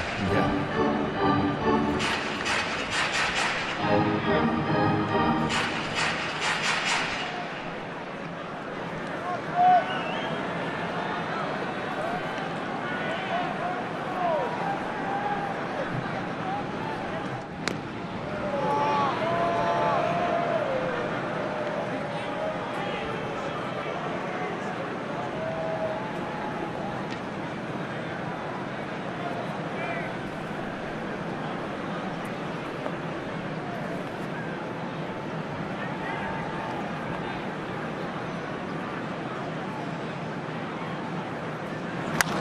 He hits it off the glove of Hinojosa, picked up by Hernandez. They'll get the out at first base. So it goes 1-4-3 on the putout. And there are 2 outs. Friday, May 13th, the Phillies return home to Citizens Bank Park, and they'll start a 3-game series against the Cincinnati Reds. On Saturday, the 14th, a 7:05 first pitch. It's Teva respiratory night, and a Phillies cap, the one right there, will be given out to all fans. Tickets can be purchased by going to Phillies.com. Well, Scott Sheridan, the Phillies athletic trainer, comes running out just to make sure that Hinojosa's okay. That ball was hit pretty hard. That was out of Heisey. Scott's all bundled up. I'm glad Cesar came in to make the play with his glove. It may have been a tailor-made double play, but Caesar comes in and makes a good play with that glove instead of barehanded. Boy, the ball caromed off the glove. It looked like it hit the thumb of Hinojosa. Dendecker's 0 for 2. He's flied out and grounded out. On the outside corner, 0-1.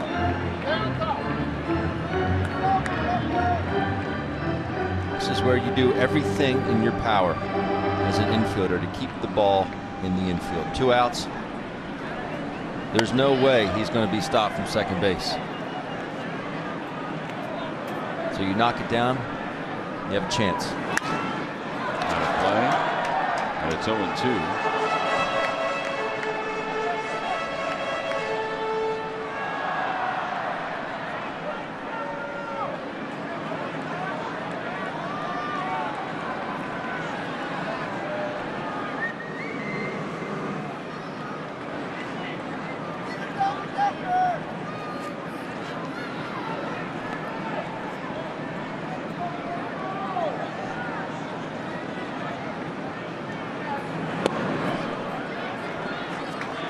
I think Cam may have been crossed up on that pitch. Yes. Just by his reactions. I don't know if he was thinking fastball or split. That was a slider.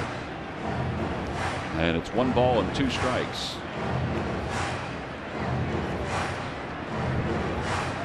Freddie Galvis is doing a little translating for the Texas-born Cameron Rupp. Let's see.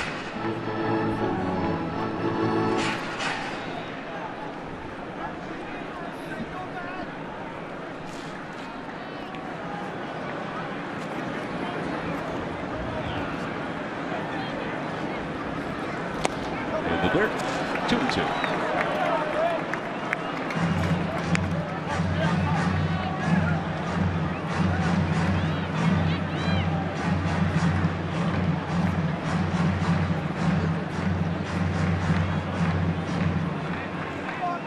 Aaron Noel went the first 7 innings.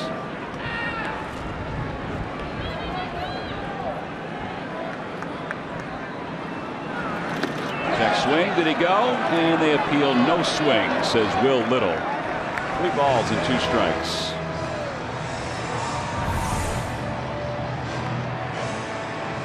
That's a good call. He held up.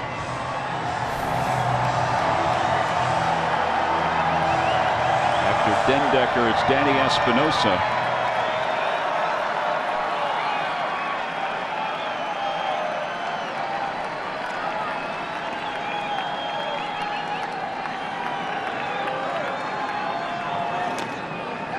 Just got a piece of it.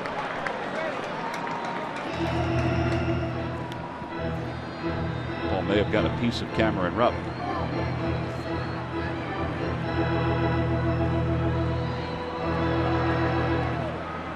Make a pitch right here.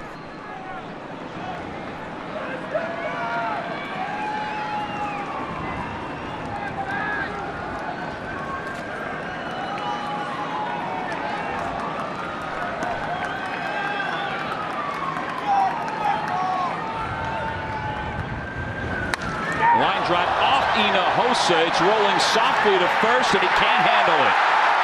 And everybody is safe.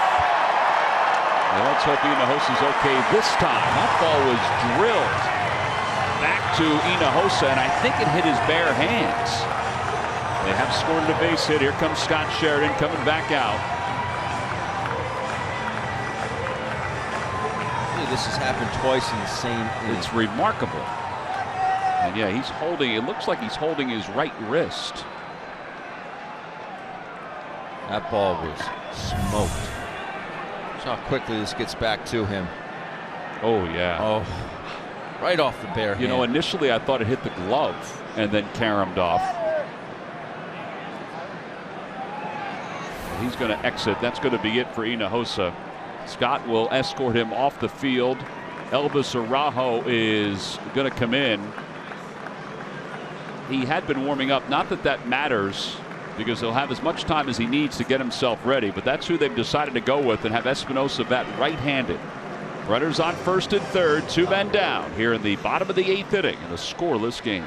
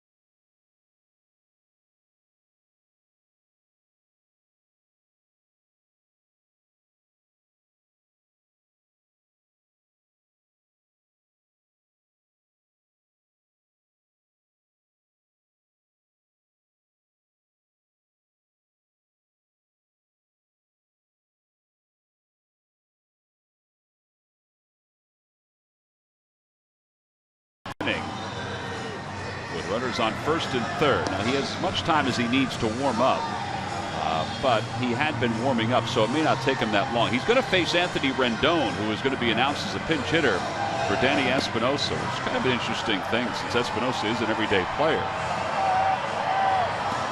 But Rendon will pinch hit, and then you would assume in the top of the ninth inning that Drew will go to shortstop. Yes.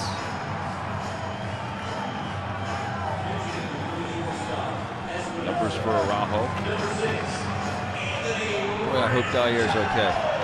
He came back so quickly. You know, the way it looked, just looking at the replay, it looked like it hit the ball of the thumb. Yes. You know, he was holding the wrist, but it looked like it hit the ball of his thumb.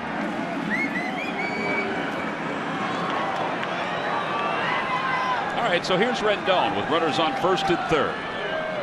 Severino's over at third.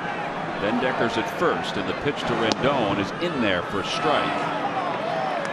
Rendon comes into this at-bat hitting .229.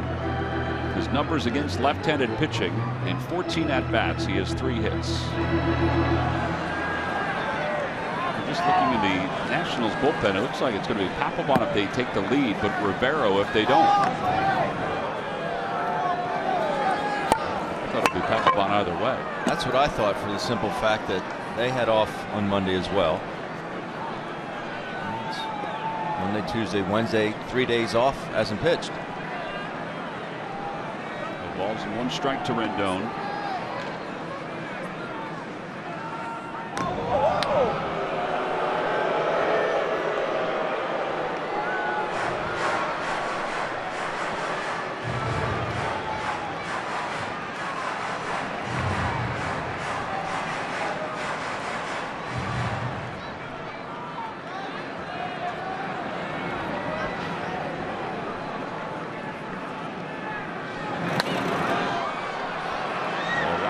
Now ahead, no balls and 2 strikes.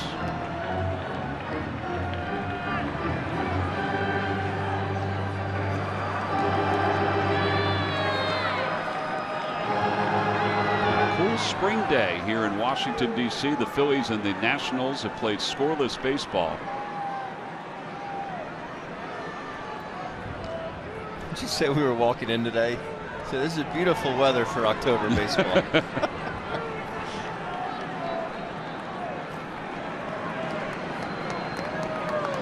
The 0-2 pitch. Ground ball foul.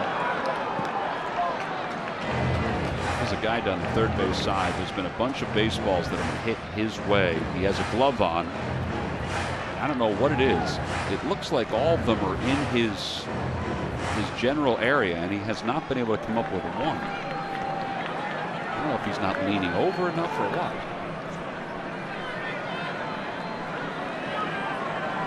Sets up outside, the 0-2 pitch. Awfully close. It's 1-2.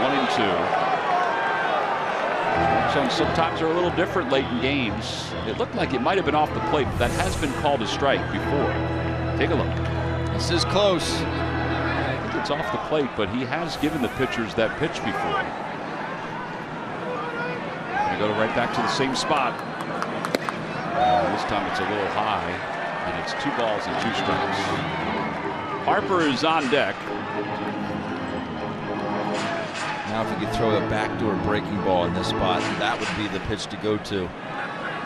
Rendon's already seen 2 outside. He sees another one out there. He's going to lay off. It's going to break back over the outside corner. Going back in there.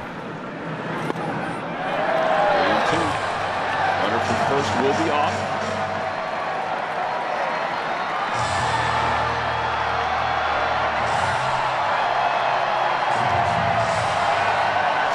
On third. He's the guy that matters right now. Bendecker's on first. He singled off the hand of Hinojosa.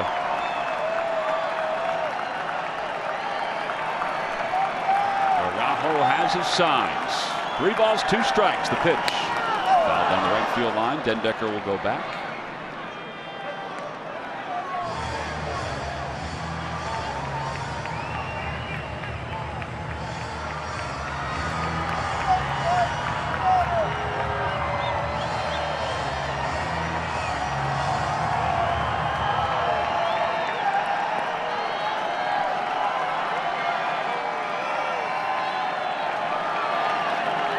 goes from first, and the pitch is inside, ball 4, and Harper will be the batter.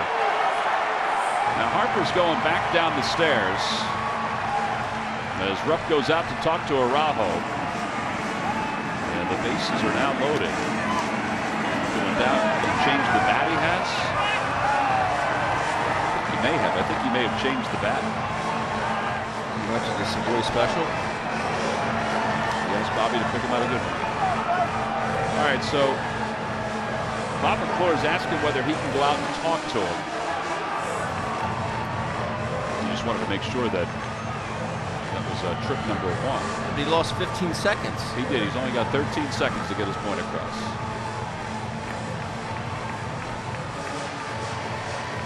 All right, so the bases are loaded, 2 men down. I think Ted Barrett's going to give him some little extra time. The clock is at 0, and Barrett's now walking out.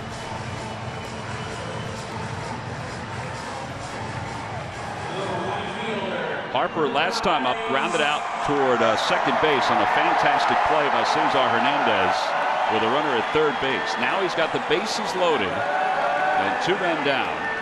He is 1 for 3 in this ball game. He's got Severino at third, Dendecker at second, Rendon at first. See his career numbers with the bases loaded. He has 2 grand slams this year. First pitch to him, swing and a miss. He got him with a breaking ball on that one. Got him out front.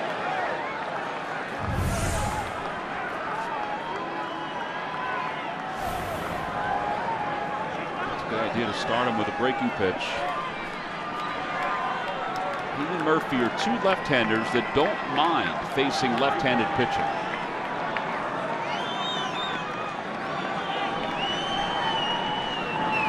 One pitch is in there for a strike. It's 0-2.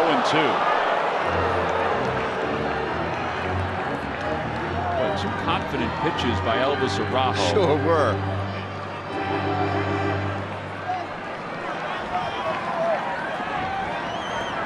Now let's see what he comes back with 2 strikes on the board. Araujo is set. So are the base runners. The 0-2 pitch. Swing and a miss. He got him. He threw him a high breaking pitch, and Bryce Harper could not connect, and the Nationals leave him loaded here in the 8th inning. So we go to the 9th. It'll be the top of the order. Odubel Herrera, Freddie Galvis, and Maikel Franco for the Phils.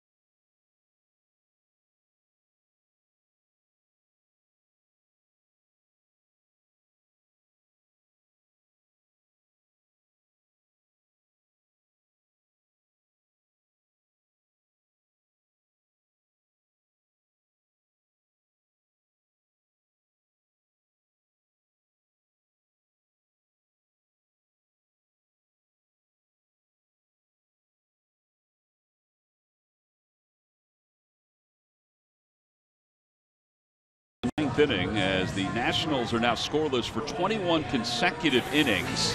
Time now for our W. Mason deliveries of the game. You would think that the deliveries would be sliders. First pitch to Harper, gets him chasing. This pitch, paint. And then the third one, gets away with one, but it'll work. 3 pitches, 3 strikes, And a big strikeout for your W.B. Mason deliveries of the game. I have to admit, there's been a couple of at-bats for Harper with the game, sort of on the line.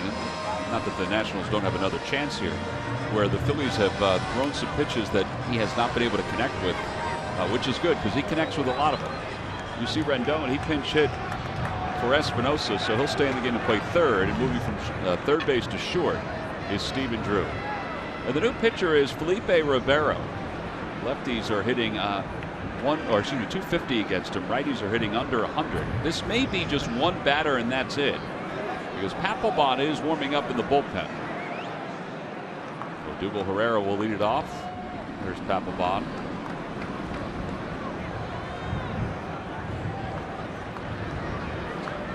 Boy, what a big spot for Elvis Araujo. In a bases loaded situation. Odubel waves at the first slider. It's 0-1.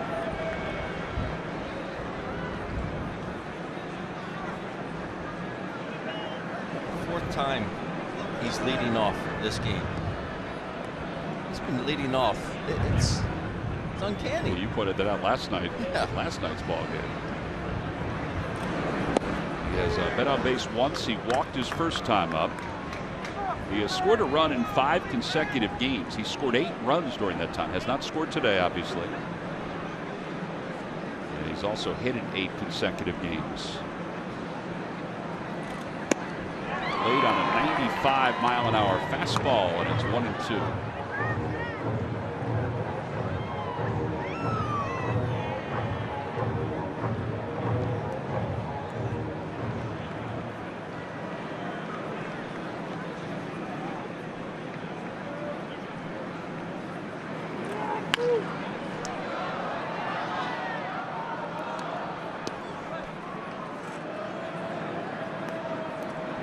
Have 2 right-handers warming up in the bullpen. Bailey is one. Genmar is just now starting to throw in case the Phils take the lead. There's Andrew Bailey. And Gomez is just now starting to loosen up.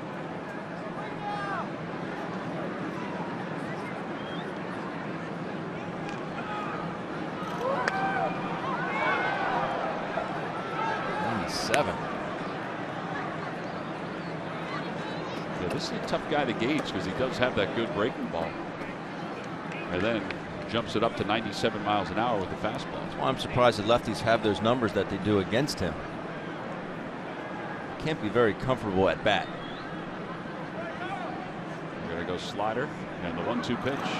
It is a slider, and it's punched into center field. A base hit for Odubel. He's hit it 9 straight, and that means the leadoff batter is aboard here in the 9th inning.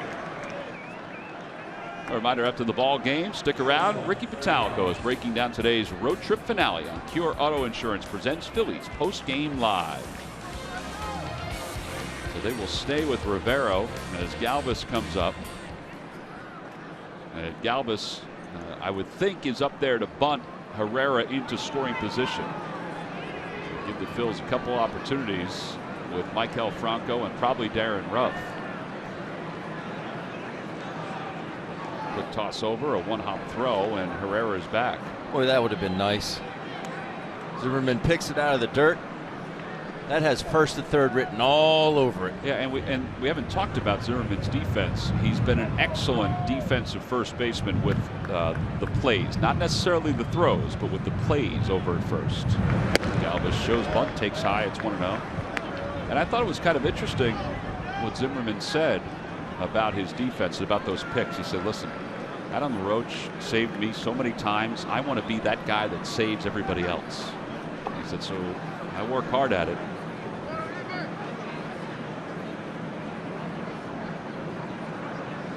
One ball, no strikes to Galvis.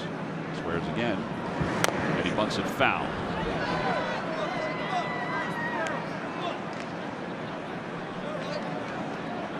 Larry Bow in the background, and sure can. Barking at him, giving him some words of encouragement.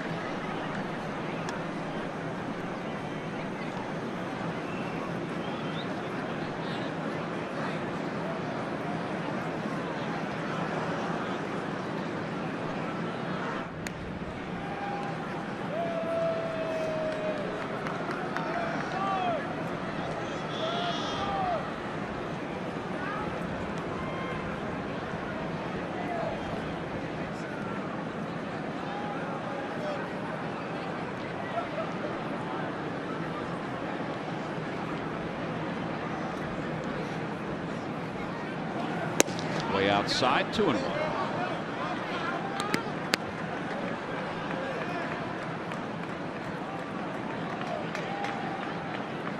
I don't know what Dusty Baker's going to do after this. I have to admit, if he's keeping Rivero in because he's assuming Galvis is going to bunt, he would be a tougher guy to bunt against than Jonathan Papelbon. I agree. It's for the velocity alone. Yeah.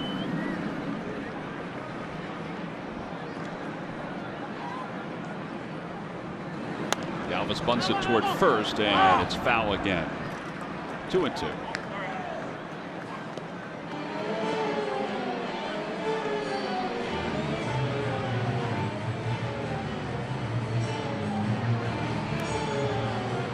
Give it to him again. No, I don't.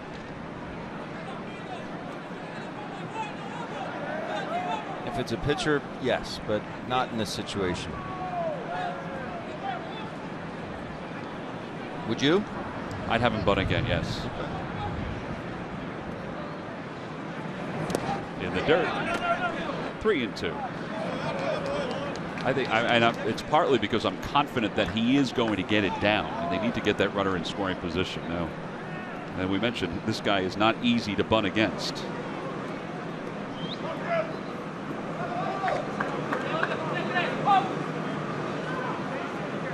Andres Blanco barking out something.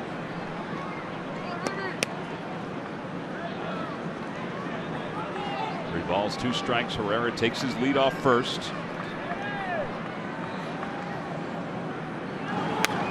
And he fouls it away, so he's not bunting.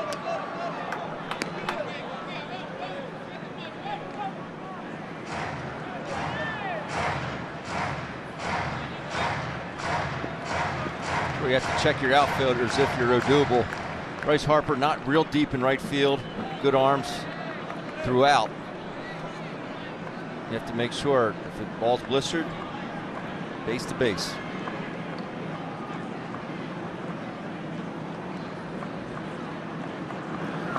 Ready hits it in the air to left field. That's pretty well hit. Going back on it is Jason Worth toward the fence. He can't get it. It's off the base of the wall. Herrera's to third. He'll be held there. The throw gets away, and it's second and third with nobody else. All right, so it's a good thing he didn't bunt. And it's a shame Odubel did not have the view we had, because that looked like it was going to go over Jason Worth's head. The last thing you can do, though, and I don't fault Absolutely. Odubel, you get doubled up there, you circle. Jason Worth comes up with some miraculous catch out there in left field. Next thing you know, base is empty, 2 outs. That's the last thing you want. But he gets out there, and the reason he's not able to score on this is because the ball's hit so hard. It does stop right there, does not carry him off the wall. Hey, and give Jason Worth some credit. I mean, he got it back in pretty quickly. Yes, he did. Even though he was sliding on the warning track. Yes, he did. So now they're going to walk Maikel Franco intentionally, and that'll load up the bases for Darren Ruff, who's going to be introduced as a pinch hitter. And at that point, you may see them go to Papelbon, righty on righty. Although I don't know. I think he will. But he's been warming up, so he's ready to go.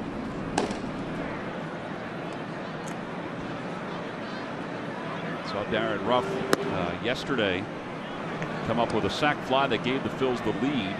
The only run they really needed, that was the first run of the game.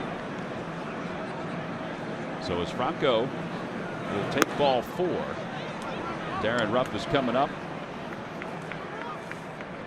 And Dusty Baker is coming out. So we're going to have a pitching change. Dusty Baker is going to go get Jonathan Papelbon. And the Phillies will have the bases loaded, nobody out here in the top of the 9th inning. And there's the signal to the pen. So Rivero's day is done. We'll be back for a bases loaded situation to Nationals Park right after this.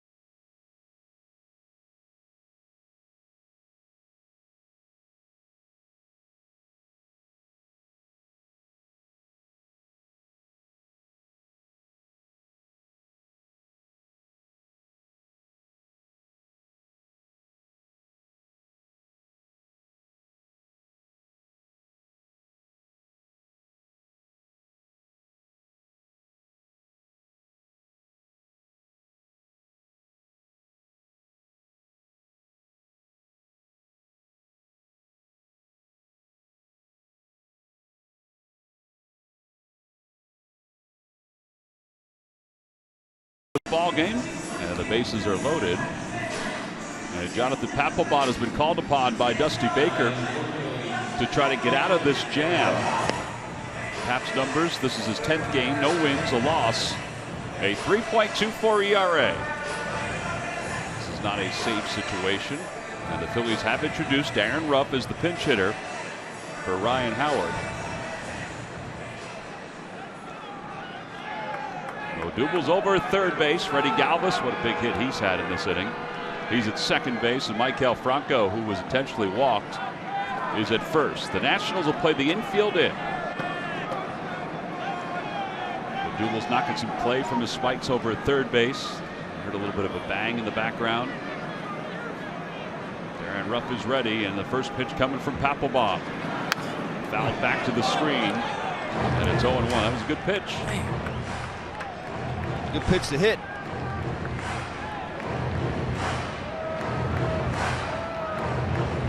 I have noticed Aaron being a bit more aggressive in these pinch hitting opportunities. Particularly in the RBI spots. Yes. I think you have to be, too. I figure the pitcher's going to try to establish something immediately. No balls and one strike to Ruff. He whacks it foul off to the right. It's 0-2. Well, April 17th, this is Freddie Galvis against Jonathan Papelbon. After the Phillies had tied it, Galvis puts them ahead, gives them the victory. It's a bat on the ball, drives it out to left. Phillies ecstatic, as well they should be. That's what they need here. They need to put Darren Ruff to put the bat on the ball, drive it to the outfield to get that run home.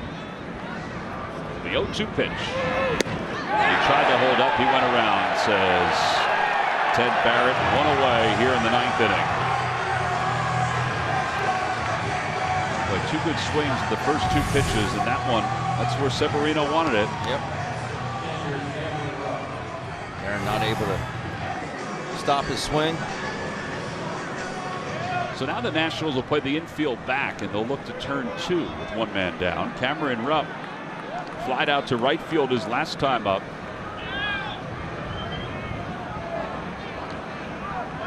He flied out to the warning track his last time up. Phils have to find a way to push a run across. Have to. And Rupp hits it down the right field line. And out of play, it's 0-1. We've watched Jonathan Papelbon over the last handful of years. There's something deceptive about his 92-mile-an-hour fastball. He has very good command of it. Usually can put it wherever he wants it. Get it to run, but Aaron was late. Cameron was late. Yep. 0-1 pitch. Back to the screen. It's 0-2.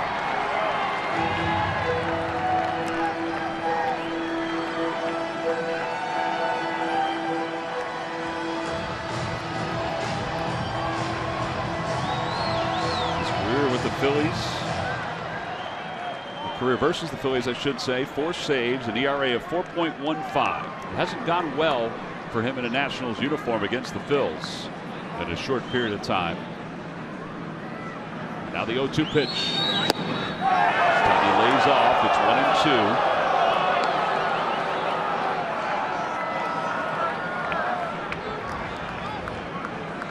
Phillies are trying to sweep out the Nationals here in D.C.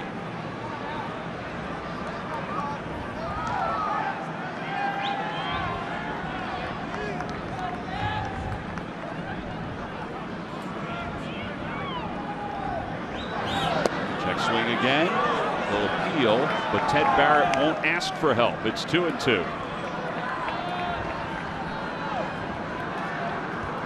think that was a good call by Ted Barrett. It didn't look like he went around.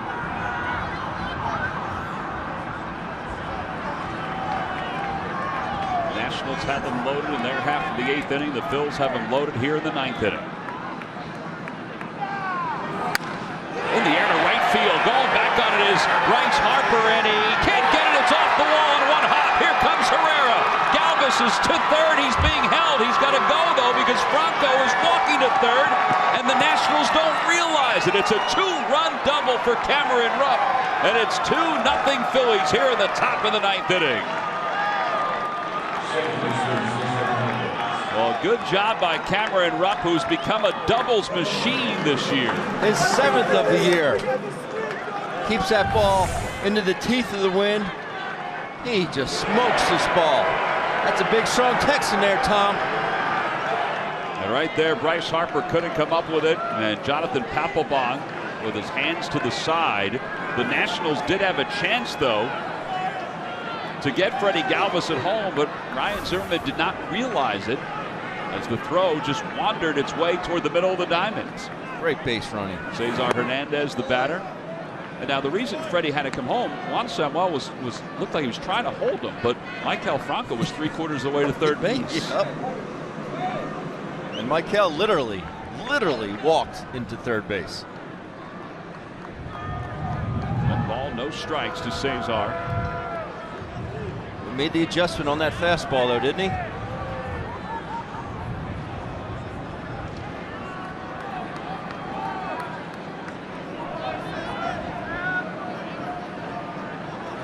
Cesar pops it up.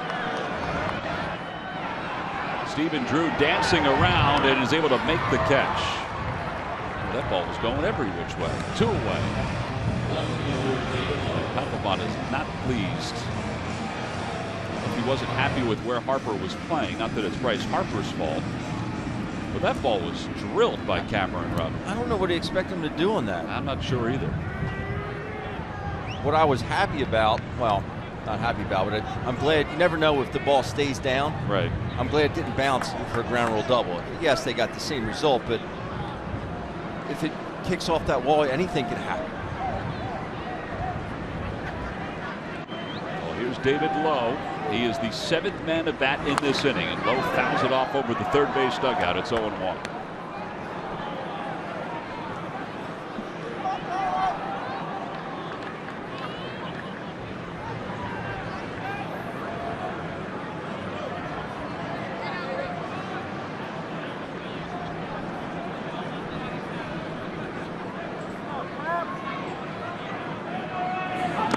The dirt, 1 ball, 1 strike. Boy, what a change of events.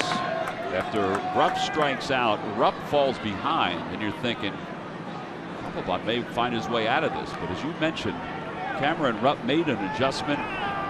All he needed was a fly ball. I mean, you want more than 1 run if you can get it, but that's what they were looking for, was just the 1 run. Chopper back toward the mound, off the glove of Papelbon, and it's going to roll toward the center of the diamond. A run will score. And David Lowe will get an RBI base hit. It's 3-0 Phils. Hopefully David's okay there.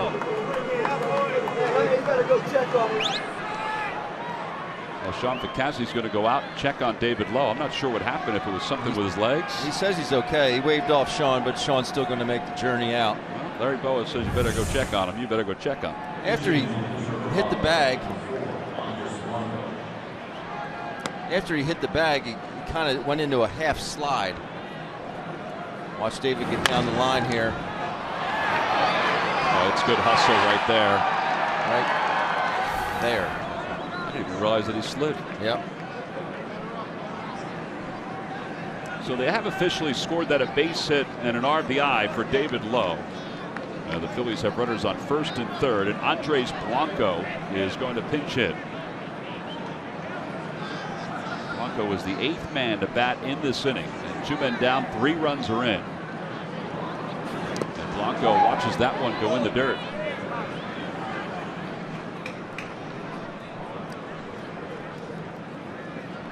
All those runs are off of Rivero. Yeah, all 3 runs are charged to Felipe Rivero, who started this inning instead of Papelbon.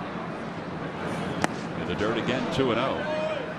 You know, I say that Dusty Baker's won a lot of games, but a lot of times closers would prefer to start the inning instead of coming in the middle of the inning.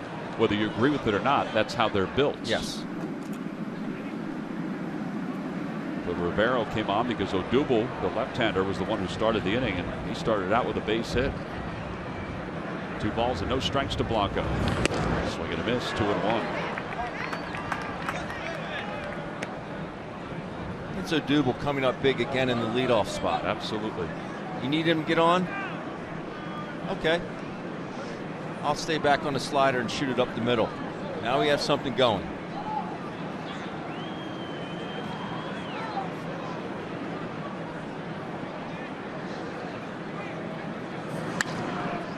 Two balls and 2 strikes as Blanco fouls it away. Genmar is the only one throwing in the pen.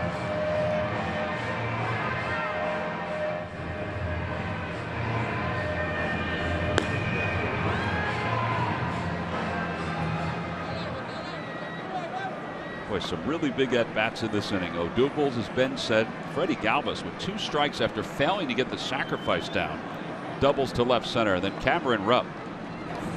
That one's pulled. Nice backhanded play by Ryan Zimmerman. The ball nearly knocked his glove off his hand, and the side is retired. But 3 runs score to give the Phils the lead going to the bottom of the 9th inning, and Cameron Rupp's double the opposite way was the big one.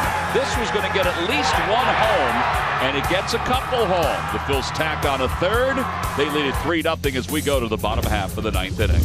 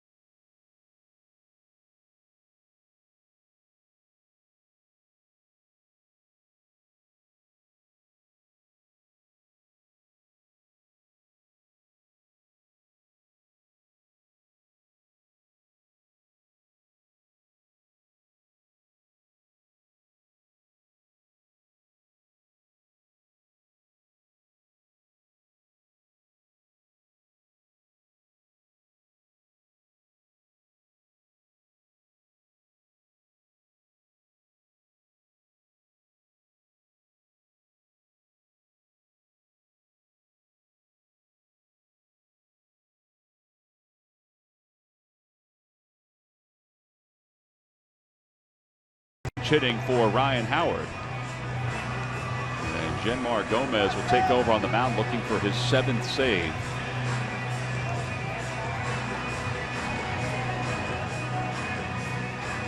He's fitting in this role nicely, 2-0 with a 2.08 ERA. 6 for 6 in the save opportunities. 13 innings pitched, 3 walks and 11 Ks. Jonathan Papelbon gave up the 3 inherited runs in the top half of the 9th inning. And now he's going to sit and watch and see what his offense will do against Genmar Gomez. That 3rd run was huge. To just tack on another one, it forces the Nationals. Well, they're going to need 2 base runners to bring the tying run to the plate. I mean, that's gigantic. Yeah. So Ryan Zimmerman, Daniel Murphy, Jason Worth are due up against Genmar Gomez. Ryan Zimmerman is 0 for 3. He's grounded out. He has struck out. He's flied out to right today. He's 1 for 10 in the series. Phillies are trying to end this road trip with their 5th win in 6 games.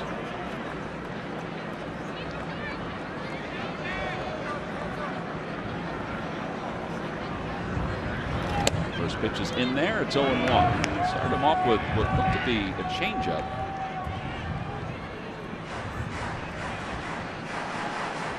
Maybe it's that new splitter he's throwing, Tom. Could be.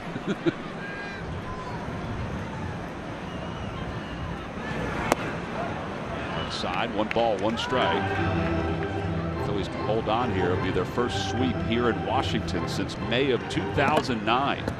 They're on their way to their 2nd straight World Series appearance.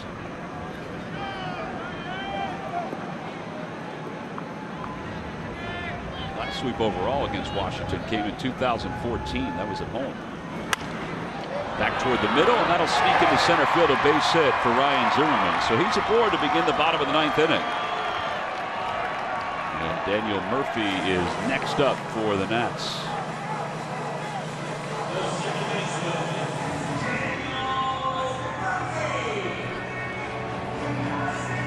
Murphy is hitless in 3 at-bats.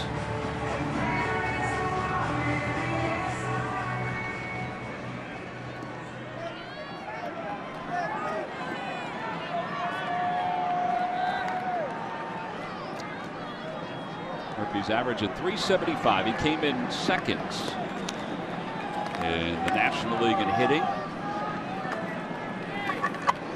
10 multi-hit games so far this season, and 27 hits overall. First pitch to him is down, a sinker, and it's 1 ball and no strikes. But Murphy was taking all the way. Sometimes your manager will have you take a strike until you're the tying run. That's only, though, if you have a guy on the mound that has command problems, throwing strikes. Genmar not one of those guys. Way outside, 2 balls, no strikes.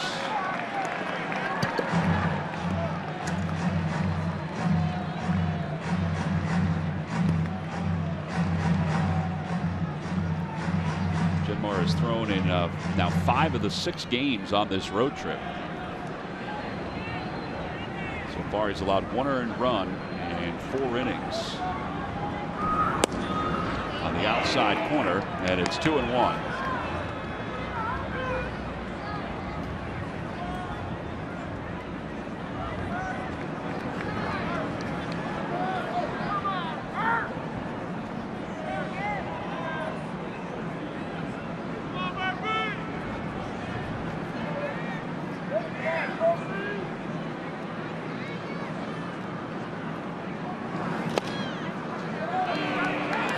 Right out of Cameron Rupp's glove, but it is a strike. It's 2-2.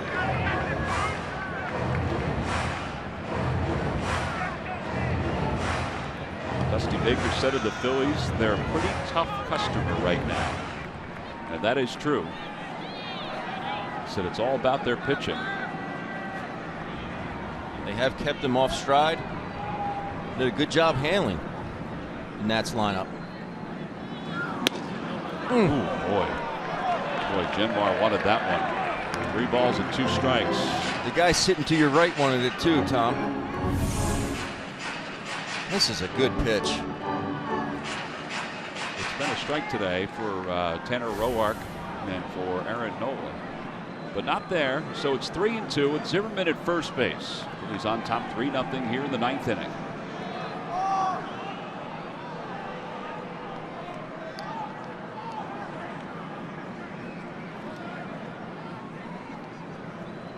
Interesting to watch Genmar's development. The breaking ball was his big pitch when he was a starting pitcher. Now the changeup has been his big pitch as a relief pitcher. Changeup in the sinker, and now Cameron Rupp is out to talk to him. See, this is the advantage of having a 3-run lead as opposed to a 2-run lead. Just run that sinker. You don't want to walk Daniel Murphy here. That's the last thing you want to do. You think that's what Gomez just told Cameron Rupp? Hey, sinker down and away. Because it looked like Cam was calling for the changeup. I want to sink her down and away. If you shoot to the left, so be it. 3-2 pitch in the air to right field. That's well hit. Going back on it is Borges. Back to the wall, and it is caught by Peter Borges. He got to the spot and then jumped at the last moment and pulled it in. Ryan Zimmerman had no idea what happened. It almost looked like it got lost in the sign, in the W.B. Mason sign. But that is great technique by Peter Borges. And once again, Murphy thought he had something other than a fly ball to right field. Murphy thought he got it. Who but? W.B. Mason. Great play there by Peter Borges. I think Murph really thought he had that one.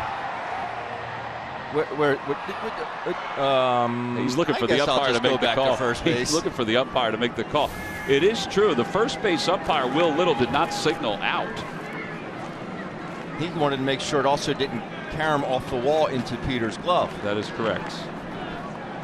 I have to admit, when it left the bat, I thought it was going to go into the seats too. That was a 3-2 ball game. So now Jason Worth, he singled back in the 5th. He's grounded out, and he struck out his first time up. Pitch is in there. It's 0-1. Pitch. Well, give credit to Gomez, too. As you mentioned, he wanted to just throw that sinker and challenge him. He did not want to walk Daniel Murphy and bring the tying run to the plate.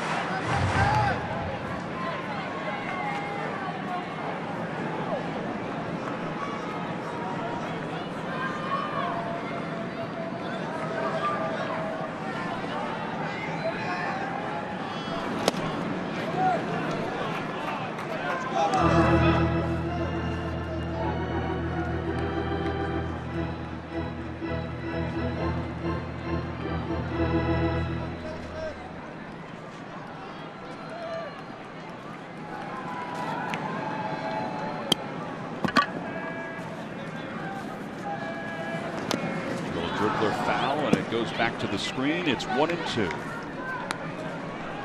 That may have been the split. I'm just looking at the speed of the pitch. Yeah. Well, and comparing it to the speed of his changeup. Yes. There is a difference between the speed of the changeup and the speed of the split. The split's going to be in the middle of the changeup and the fastball. Yes. His changeup is generally anywhere from 80 to 82 miles an hour. His split, that's what I guess that's what that was, has been between 84 and 87. His fastball's low 90s. Spins that one outside, and it's 2 balls and 2 strikes to Jason.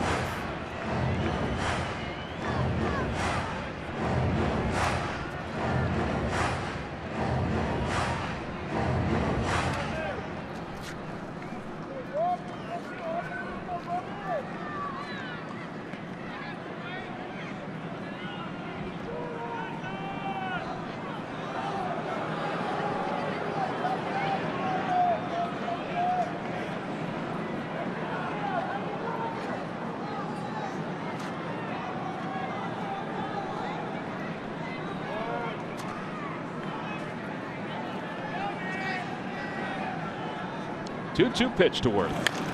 Chopper foul to the third base dugout. Go get it, Rory. Go get it.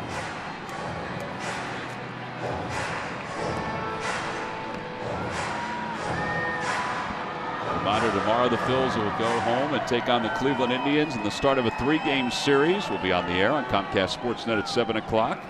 Corey Kluber is on the hill for the Indians. We're anticipating Adam Morgan on the mound for the Phillies.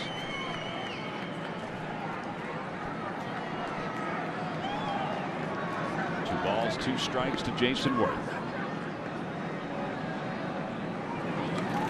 And now 3-2. So back-to-back 3-ball, 2-strike counts. How much is phased or phases Genmar Gomez? At least it doesn't seem like outwardly he's phased by it.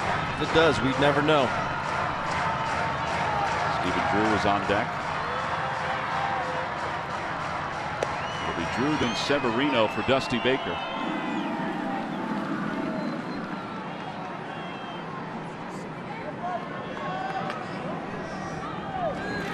Over towards shortstop. This could be the ball game. Galvis to second for 1. Hernandez to first in time. And the Phils have swept out the Washington Nationals. And for the 5th time here in the month of April, the Phils staff has shut out the opposition. They win it today by a final score of 3-0. Odubel Herrera got it rolling in the top of the 9th inning, and then the rest of the cast of characters that make up this ball club this year, they did the rest. 5 shutouts, tied for the most in franchise history since 1913. Remember, the Phillies did not get their 4th shutout until the 29th of July last year. And now they have 5, and we're not even done with the month of April. These boys are dealing right now, and a lot has to do with Aaron Nola. Starting pitcher for the Fighting Phillies today, number 7, 27 on the mound. He had a breaking ball for the ages today. Good fastball command, mixing a few changeups. Good late run on his fastball. The breaking ball was exceptional today. It was as good as we've seen all year. Knee bucklers, back foot breaking balls, down and away from righties, sweepers. He had it all going today. Aaron Nola is your Chevrolet